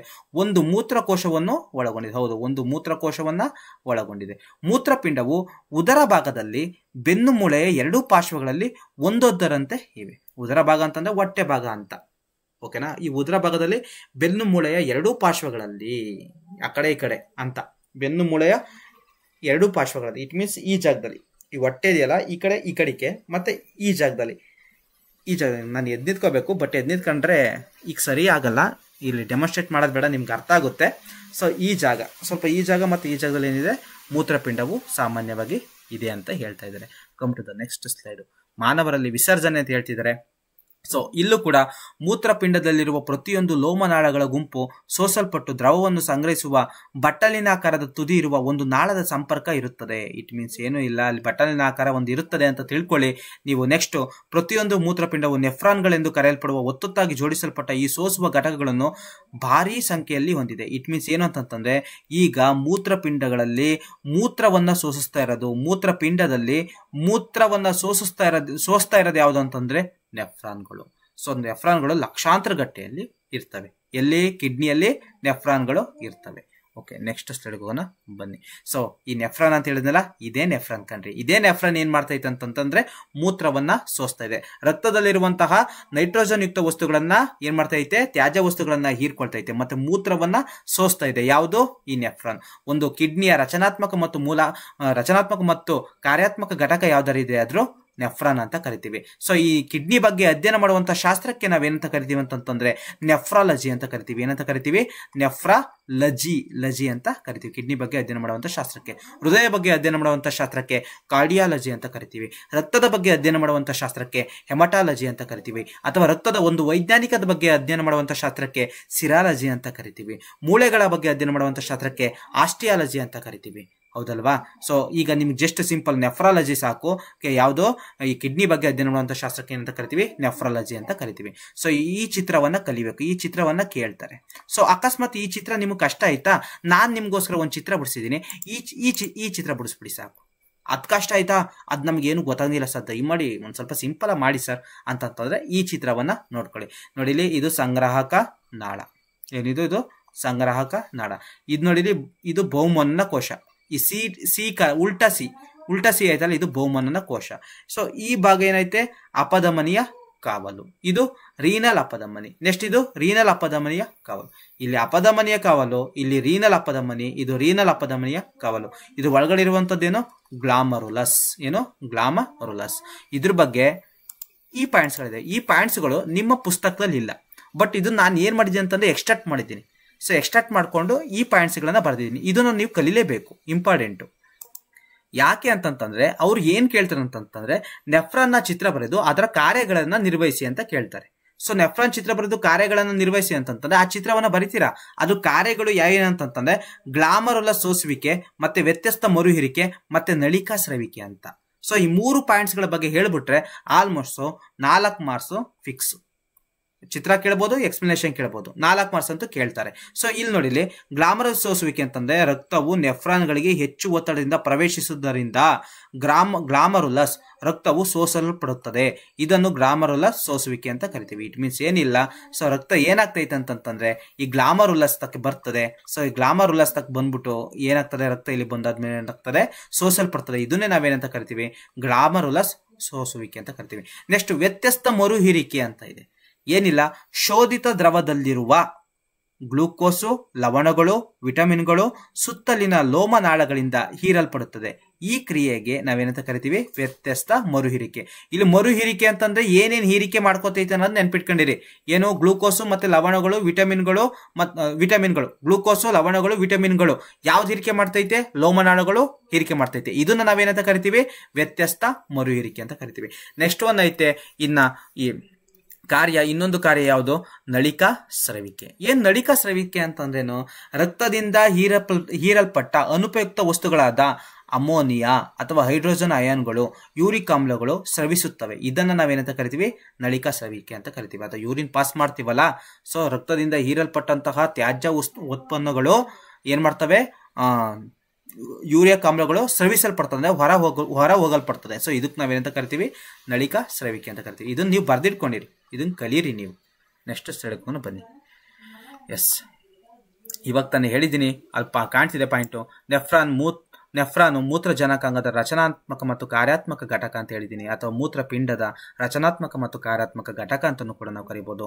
ನೆಫ್ರಾನಿನ ಮುಂಭಾಗವು ಬಟ್ಟಲಿನ ಆಕಾರವಾಗಿದೆ. ಇದನ್ನು ಬಹುಮನ್ನಿನ ಹೊದಿಕೆ ಅಂತ ಕರೀತಾರೆ. ಹೌದು, ಈ ಚಿತ್ರವನ್ನು ನೋಡಿದ ತಕ್ಷಣ ನೋಡಿ, ಈ ನೆಫ್ರಾನ್ ಮುಂಭಾಗದಲ್ಲಿ ಏನಿದೆ? ಇದು ಬಹುಮನುನ ಕೋಶ ಅಥವಾ ಬಹುಮನುನ ಹೊದಿಕೆ. ಸಿ ಟೈಪ್ ಐತಲ್ಲ, ಇದು ಬಹುಮನುನ ಕೋಶ ಅಥವಾ ಬಹುಮನುನ ಹೊದಿಕೆ ಅಂತ ಕರೀತಾರೆ. ನೆಕ್ಸ್ಟ್, ನೆಫ್ರಾನಿನ ಮುಂಭಾಗವು ಬಟ್ಟಲಿನ ಆಕಾರವಾಗಿದೆ. ಇದನ್ನು ಬಹುಮುನಿನ ಹೊದಿಕೆ ಅಂತ ಕರೀತಾರೆ. ಹೊದಿಕೆ, ಓಕೆ, ಈಗ ತಾನೇ ಹೇಳಿದೆ. ನೆಕ್ಸ್ಟ್ ಹೆನ್ಲೆಯ ಕುಣಿಕೆ ಅಂತಿದೆ. ಹೆನ್ಲೆಯ ಕುಣಿಕೆ ಯಾವ ಆಕಾರವನ್ನು ಹೊಂದಿದೆ ಅಂತಂದ್ರೆ ಯು ಆಕಾರವನ್ನು ಹೊಂದಿದೆ. ಬಹುಮುನಿನ ಹೊದಿಕೆಯಿಂದ ಮುಂದೆ ನೆಫ್ರಾನಿನ ನಾಳವು ನುಲಿಚಿಕೊಂಡಿರ್ತದೆ. ಏನಾಗಿರ್ತದೆ? ನೆಫ್ರಾನಿನ ನಾಳ ಏನಾಗಿರ್ತದೆ? ಈ ನುಲಿಚಿಕೊಂಡಿರ್ತವೆ. ಸೊ ಬಹುಮುನಿನ ಕೋಶದಿಂದ ನೆಫ್ರಾನಿನ ನಾಳಗಳೇನಿದೆ ನುಲಿಚಿಕೊಂಡಿರ್ತದೆ. ಸೊ ಈ ಪ್ರದೇಶಕ್ಕೆ ನಾವೇನಂತ ಕರಿತಿದೀವಿ? ಹೆನ್ಲೆಯ ಕುಣಿಕೆ ಅಂತ ಕರಿತಿದೀವಿ, ಅಥವಾ ಯು ಆಕಾರವನ್ನು ಹೊಂದಿರ್ತದೆ, ಹೆನ್ಲೆಯ ಕುಣಿಕೆ ಅಂತ ಕರಿತೀವಿ. Come to the next slide. ಯಾವುದು? ಒಂದು ಪ್ರಶ್ನೆ ಇದೆ. ಇಲ್ಲಿ ಏನ್ ಪ್ರಶ್ನೆ ಕೊಟ್ಟವ್ರೆ ಅಂತಂತಂದ್ರೆ, ಉತ್ಪತ್ತಿಯಾಗುವ ಮೂತ್ರದ ಪ್ರಮಾಣವನ್ನು ಹೇಗೆ ನಿಯಂತ್ರಿಸಲಾಗ್ತದೆ? ನಮ್ಮ ದೇಹದಲ್ಲಿ ಉತ್ಪತ್ತಿ ಆಗ್ತದಲ್ಲ ರೀಸೆಸ್, ಸಾಮಾನ್ಯವಾಗಿ ರೀಸೆಸ್ ಅಂತಂದ್ರೆ ಏನ್ ತೊಂದರೆ ಇಲ್ಲ, ಅದು ಯೂರಿನ್ ಅಂತ ಸಾಮಾನ್ಯವಾಗಿ ಕರಿತೀವಿ. ಆ ಉತ್ಪತ್ತಿ ಆಗ್ತದಲ್ಲ ಅದು ಹೇಗೆ ನಿಯಂತ್ರಣ ಪಡ್ತದೆ ಅಂತ ಕೇಳ್ತಿದ್ರೆ, ಸೊ ಅಲ್ಲಿ ಈಗ ನಾವು ಯೂರಿನ್ ಪಾಸ್ ಮಾಡ್ತಾ ಇದೀವಿ ಅಂತಂತಂದ್ರೆ, ಒಂದು ನಿಲ್ಲಿಸ್ತೀವಿ ಅಂತಂತಂದ್ರೆ ಅಲ್ಲಿ ನರವ್ಯೂಹಗಳಿರ್ತದೆ, ನರವ್ಯೂಹಗಳಿಂದ ನಿಯಂತ್ರಿಸಲ್ಪಡ್ತದೆ. ಇಟ್ ಮೀನ್ಸ್ ಇಲ್ಲಿ ನರವ್ಯೂಹಗಳು, ತಲೆಯಲ್ಲಿ ಏನು ನರವ್ಯೂಹಗಳಿಲ್ವಾ, ಈ ನರವ್ಯೂಹಗಳಿಂದ ಏನಾಗ್ತದೆ ಅಂತಂದ್ರೆ ನಿಯಂತ್ರಿಸಲ್ಪಡ್ತದೆ. ಮತ್ತೆ ಇಲ್ಲೂ ಕೂಡ ಏನಾಗ್ತದೆ, ಪೆನಿಸ್ ಜಾಗದಲ್ಲೂ ಕೂಡ, ವ್ಯಜನ ಜಾಗದಲ್ಲೂ ಕೂಡ ಅಲ್ಲಿ ನರಗಳಿರ್ತದೆ, ನರಗಳ ಕನೆಕ್ಷನ್ ಇರ್ತದೆ. ಸೊ ಹಾಗಾಗಿ ಏನಾಗ್ತದೆ ಅಂತಂದ್ರೆ ಆ ಯೂರಿನ್ ನಿಯಂತ್ರಿಸಲ್ಪಡ್ತದೆ. ಇದನ್ನ ಬರ್ಕೊಂಡಿರಿ. ಮೂತ್ರಕೋಶವು ಸ್ನಾಯುವಿನಿಂದಾದಂತಹ ಅಂಗವಾಗಿರುವುದರಿಂದ ಇದು ನರವ್ಯೂಹದ ನಿಯಂತ್ರಣಕ್ಕೆ ಒಳಪಟ್ಟಿದೆ. ಇದರ ಪರಿಣಾಮವಾಗಿ ನಾವು ಮೂತ್ರ ವಿಸರ್ಜಿಸಬೇಕೆಂಬ ಸಾಮಾನ್ಯವಾಗಿ ನಿಯಂತ್ರಿಸಬಹುದಾಗಿದೆ. ನೆಕ್ಸ್ಟ್ ಸ್ಲೈಡ್ ಹೋಗೋಣ ಬನ್ನಿ. ಇಲ್ಲೇನಿದೆ ನೋಡೋಣ. ಎಸ್, ಸಸ್ಯಗಳು ತ್ಯಾಜ್ಯ ಪದಾರ್ಥಗಳನ್ನು ಹೊರಹಾಕಲು ಬಳಸುವ ವಿಧಾನಗಳು ಯಾವುವು ಅಂತ ಕೇಳ್ತಿದ್ದಾರೆ. So just simple. ಸಸ್ಯಗಳು ತ್ಯಾಜ್ಯ ಪದಾರ್ಥಗಳನ್ನ ಹೇಗೆ ಹೊರಹಾಕ್ತವೆ ಅಂತಂತಂದ್ರೆ, ಈಗ ನಮ್ಮಲ್ಲಿ ನೈಟ್ರೋಜನ್ ಯುಕ್ತ ವಸ್ತುಗಳು ಹೇಗೆ ಹೊರಹಾಕ್ತಿವಿ ಅಂತ ನಿಮ್ಗೆ ಗೊತ್ತಾಯ್ತು. ಸೊ ಅದೇ ತರ ಸಸ್ಯಗಳು ಹೇಗೆ ಮಾಡ್ತವೆ ಅಂತಂತಂದ್ರೆ, ಸಸ್ಯಗಳು ಎಲೆಗಳನ್ನ ಉದುರಿಸೋದ್ರ ಮೂಲಕ ಏನ್ ಮಾಡ್ತದೆ, ತ್ಯಾಜ್ಯ ಪದಾರ್ಥಗಳನ್ನ ಹೊರ ಹಾಕಲ್ಪಡ್ತದೆ. ಎಲೆಯಲ್ಲಿ ತ್ಯಾಜ್ಯ ಪದಾರ್ಥಗಳು ಶೇಖರಣೆಗೊಂಡಿರುತ್ತದೆ, ನೆನ್ಪಿಟ್ಕೊಂಡಿರಿ. ನೆಕ್ಸ್ಟ್, ವಿಶೇಷವಾಗಿ ಹಳೆಯ ಜೈಲಂಗಳಲ್ಲಿ ತ್ಯಾಜ್ಯ ಪದಾರ್ಥಗಳು ರಾಳ ಮತ್ತು ಅಂಟುಗಳ ರೂಪದಲ್ಲಿ ಏನಾಗ್ತವೆ, ಸಂಗ್ರಹ ಆಗ್ತದೆ. ನೋಡಿಲಿ, ಹಳೆಯ ಜೈಲಂಗಳಲ್ಲಿ ತ್ಯಾಜ್ಯ ಪದಾರ್ಥಗಳು ರಾಳ ಮತ್ತು ಅಂಟುಗಳ ರೂಪದಲ್ಲಿ ಏನಾಗ್ತದೆ, ಸಂಗ್ರಹ ಆಗ್ತದೆ, ಅಂಟಂಟು ರೂಪದಲ್ಲಿ ಸಂಗ್ರಹ ಆಗ್ತದೆ. ಸೊ ಹಾಗೆ ಸಸ್ಯಗಳು ತಮ್ಮ ಸುತ್ತಲಿನ ಮಣ್ಣಿನಲ್ಲಿ ಕೂಡ ಕೆಲವು ತ್ಯಾಜ್ಯ ವಸ್ತುಗಳನ್ನು ಏನ್ ಮಾಡ್ತವೆ, ವಿಸರ್ಜಿಸಲ್ಪಡುತ್ತದೆ. ನೆಕ್ಸ್ಟ್ ಸ್ಲೈಡ್ಗೆ ಹೋಗೋಣ ಬನ್ನಿ. ಎಸ್, ಸಸ್ಯಗಳಲ್ಲಿ ವಿಸರ್ಜನೆ ಏನಾಗ್ತೈತಿ, ಇಲ್ಲಿ ಆಕ್ಸಿಜನ್ ಕೂಡ ಏನಾಗ್ತೈತೆ, ವಿಸರ್ಜನೆ. ಆಕ್ಸಿಜನ್ ಇದಕ್ಕೆ ಅವಶ್ಯಕತೆ ಇಲ್ಲ. ಸೊ ಇದು ಕೂಡ ಏನಾಗ್ತದೆ, ಇದಕ್ಕೆ ತ್ಯಾಜ್ಯ ವಸ್ತು ಆಗ್ತದೆ. ದ್ಯುತಿ ಸಂಶ್ಲೇಷಣೆ ಸಮಯದಲ್ಲಿ ಉತ್ಪತ್ತಿಯಾಗುವ ಆಕ್ಸಿಜನ್ ಸಸ್ಯಕ್ಕೆ ಒಂದು ವ್ಯರ್ಥ ಪದಾರ್ಥವಾಗಿದೆ. ಸೊ ಹಾಗಾಗಿ ಏನ್ ಮಾಡ್ತೈತೆ, ಆಕ್ಸಿಜನ್ ಅನ್ನು ಪತ್ರರಂಧ್ರದ ಮೂಲಕ ಏನಾಗ್ತದೆ, ಹೊರ ಹಾಕಲ್ಪಡ್ತದೆ. ನೆಕ್ಸ್ಟ್, ಯಾವ ತರ ವಿಸರ್ಜನೆ ಆಗ್ತೈತೆ, ಅವು ಹೆಚ್ಚಾದ ನೀರನ್ನು ಏನ್ ಮಾಡ್ತದೆ, ಬಾಷ್ಪ ವಿಸರ್ಜನೆಯ ಮೂಲಕ ಏನಾಗ್ತದೆ, ಹೊರ ಹಾಕಲ್ಪಡ್ತದೆ. ಸೊ ಇಲ್ಲಿ ಕಾಣ್ತಾ ಇದೆಯಲ್ಲ, ಸೊ ಇವೆಲ್ಲ ಚಿತ್ರಗಳನ್ನು ನೋಡಿ, ಸೊ ಈ ಎಲ್ಲಾ ಚಿತ್ರಗಳನ್ನು ನೋಡಿ ಬಾಷ್ಪ ವಿಸರ್ಜನೆ ಅಂತ ಕರಿತೀವಿ. ಸೊ ನೀರು ಆವಿಯಾಗುವಂತದಕ್ಕೆ ನಾವೆಂತ ಕರಿತಿದೀವಿ, ಬಾಷ್ಪ ವಿಸರ್ಜನೆ ಅಂತ ಕರಿತೀವಿ. ಇದರಿಂದ ಏನ್ ಮಾಡ್ತೈತೆ, ಸಸ್ಯಗಳು ವಿಸರ್ಜನೆಯನ್ನ ಮಾಡ್ತಾ ಇದಾವೆ. ನೆಕ್ಸ್ಟ್ ಸ್ಲೈಡ್ಗೆ ಹೋಗೋಣ ಬನ್ನಿ. ಇವಾಗ ತಾನೇ ಹೇಳಿದೀನಿ ಯಾವ ತರ ವಿಸರ್ಜನೆ ಮಾಡ್ತದೆ ಅಂತಂದ್ರೆ, ರಾಳ ಮತ್ತು ಅಂಟುಗಳ ರೂಪದಲ್ಲಿ ಸಂಗ್ರಹವಾಗ್ತದೆ ಹಳೆಯ ಜೈಲಂಗಳಲ್ಲಿ. ಸೊ ಇದೇನಾಗ್ತದೆ, ಆ ಜೈಲಮು ಬಿದ್ದಾಗ ಏನಾಗ್ತದೆ ಅಂತಂದ್ರೆ ಸಾಮಾನ್ಯವಾಗಿ ವಿಸರ್ಜನೆ ಆಗ್ತದೆ. ನೆಕ್ಸ್ಟ್, ಮಣ್ಣಿನಲ್ಲಿ ಕೂಡ ಕೆಲವು ತ್ಯಾಜ್ಯ ವಸ್ತುಗಳು ವಿಸರ್ಜಿಸಲ್ಪಡ್ತದೆ. ಅಷ್ಟೇ ಅಲ್ಲ, ಸಸ್ಯ ತ್ಯಾಜ್ಯ ಪದಾರ್ಥಗಳು ಜೀವಕೋಶದ ರಸದಾನಿಗಳಲ್ಲಿ ಹಾಗೂ ಎಲೆಗಳಲ್ಲಿ ಸಂಗ್ರಹವಾಗ್ತದೆ. ತ್ಯಾಜ್ಯ ಪದಾರ್ಥಗಳು ಎಲ್ಲಿ ಸಂಗ್ರಹ ಆಗ್ತೈತೆ ಅಂತಂತಂದ್ರೆ, ರಸದಾನಿಗಳಲ್ಲಿ ಸಂಗ್ರಹ ಆಗ್ತೈತೆ, ಮತ್ತೆ ಎಲೆಗಳಲ್ಲಿ ಸಂಗ್ರಹ ಆಗ್ತಾ ಇರೋದ್ರಿಂದ ಎಲೆಗಳು ಉದುರು ಬೀಳುವುದರ ಮೂಲಕ ವಿಸರ್ಜನೆ ಮಾಡ್ತಾ ಇದ್ದಾವೆ ಸಸ್ಯಗಳು. ನೆಕ್ಸ್ಟ್, ಧನ್ಯವಾದಗಳು ಅಂತಿದೆ, ಬಟ್ ಇನ್ನೂ ಒಂದು 2 ಪಾಯಿಂಟ್ ಬಿಟ್ಟಿದ್ದೀನಿ. ಬಟ್ ಆ ಪಾಯಿಂಟ್ ಕೂಡ ನಾನು ಇವಾಗ ಹೇಳ್ತೀನಿ ಬನ್ನಿ. ಯಾವ 2 ಪಾಯಿಂಟ್ ಯಾವ್ದು ಬಿಟ್ಟಿದ್ದೀನಿ ಅಂತ ಹೇಳ್ತೀನಿ ಇವಾಗ. ಆ ಬೃದ್ವಸ್ಥಿ ಉಂಗುರಗಳ ಬಗ್ಗೆ ಹೇಳ್ತಿದ್ದೆ, ಉಸಿರಾಟದಲ್ಲಿ ಬೃದ್ವಸ್ಥಿ ಉಂಗುರಗಳ ಬಗ್ಗೆ ಹೇಳ್ತಿದ್ದೆ. ಸೊ ಇಲ್ಲಿ ನೋಡಿ, ಉಸಿರಾಟ ಅಂತ ತಕ್ಷಣ ಈಗ ಇಲ್ಲಿ ಬೃದ್ವಸ್ಥಿ ಉಂಗುರಗಳು ಇರ್ತವೆ. ಆಮೇಲೆ ಏನಾಗ್ತದೆ, ಶ್ವಾಸ ನಳಿಕೆಗಳಾಗಿ ವಿಭಜನೆ ಆಗ್ತದೆ. ಇಲ್ಲಿ ಏನಾಗ್ತದೆ, ಅಂತಿಮವಾಗಿ ಬಲೂನಿನಂತಹ ರಚನೆಗಳಾಗ್ತದೆ. ಉಸಿರಾಟಕ್ಕೆ ಸಂಬಂಧಪಟ್ಟಂತೆ ನಾನು ಒಂದು ಟಾಪಿಕ್ ಬಿಟ್ಟಿದ್ದೀನಿ, ಅಂತಿಮವಾಗಿ ಬಲೂನಿನಂತಹ ರಚನೆಗಳನ್ನ ಕಾಣ್ತೀವಿ. ಸೊ ಇಲ್ಲಿ ಬೃದ್ವಸ್ಥಿ ಉಂಗುರಗಳು ಇದಾವಲ್ಲ, ಸೊ ಇದು ಉಸಿರಾಟದಲ್ವಾ. ಸೊ ಇಲ್ಲಿ ಈ ಬೃದ್ವಸ್ಥಿ ಉಂಗುರಗಳು ಏನ್ ಬೆನಿಫಿಟ್ ಅಂತಂದ್ರೆ, ನಾವು ತಗೊಳ್ತೀವಲ್ಲ ಆಕ್ಸಿಜನ್, ಅದು ಕುಸಿಯದಂತೆ ಏನ್ ಮಾಡ್ತದೆ, ನೋಡ್ಕೊಳ್ತದೆ. ಅದು ಸಾಫ್ಟ್ ಆಗಿರ್ತದೆ. ಅದೊಂದು ಟಾಪಿಕ್ ನಾನು ಬಿಟ್ಟಿದ್ದೆ. ಸೊ ನೋಡಿ, ಈ ಪಾಠಕ್ಕೆ ಸಂಬಂಧಪಟ್ಟಂತೆ ಜೀವಕ್ರಿಯೆಗಳಿಗೆ ಸಂಬಂಧಪಟ್ಟಂತೆ ಸಾಕಷ್ಟು ಮಾಹಿತಿಯನ್ನು ಒದಗಿಸಿದ್ದೀನಿ. ನಿಮ್ಗೇನಾದ್ರೂ ಈ ಚಾನಲ್ ಏನಾದ್ರು ಇಷ್ಟ ಆಗಿದ್ರೆ ಈಗಲೇ ಸಬ್ಸ್ಕ್ರೈಬ್ ಆಗಿ, ಮತ್ತೆ ಕಮೆಂಟ್ ಮಾಡಿ, ಮತ್ತೆ ಶೇರ್ ಮಾಡಿ. ಅಕಸ್ಮಾತ್ ಇದರಲ್ಲಿ ಏನಾದ್ರು ನಾವು ಅಳವಡಿಸ್ಕೋಬೇಕು ಅಂತಂದ್ರೆ ಅದನ್ನು ಕೂಡ ನೀವು ಕಮೆಂಟ್ ಮೂಲಕ ತಿಳಿಸಿ ಅಂತ ಹೇಳ್ತಾ ನಾನು ಇಲ್ಲಿಗೆ ಈ ಕ್ಲಾಸನ್ನು ಮುಗಿಸ್ತಾ ಇದ್ದೀನಿ. ಬಾಯ್ ಬಾಯ್, ಟೇಕ್ ಕೇರ್, ಗುಡ್ ನೈಟ್.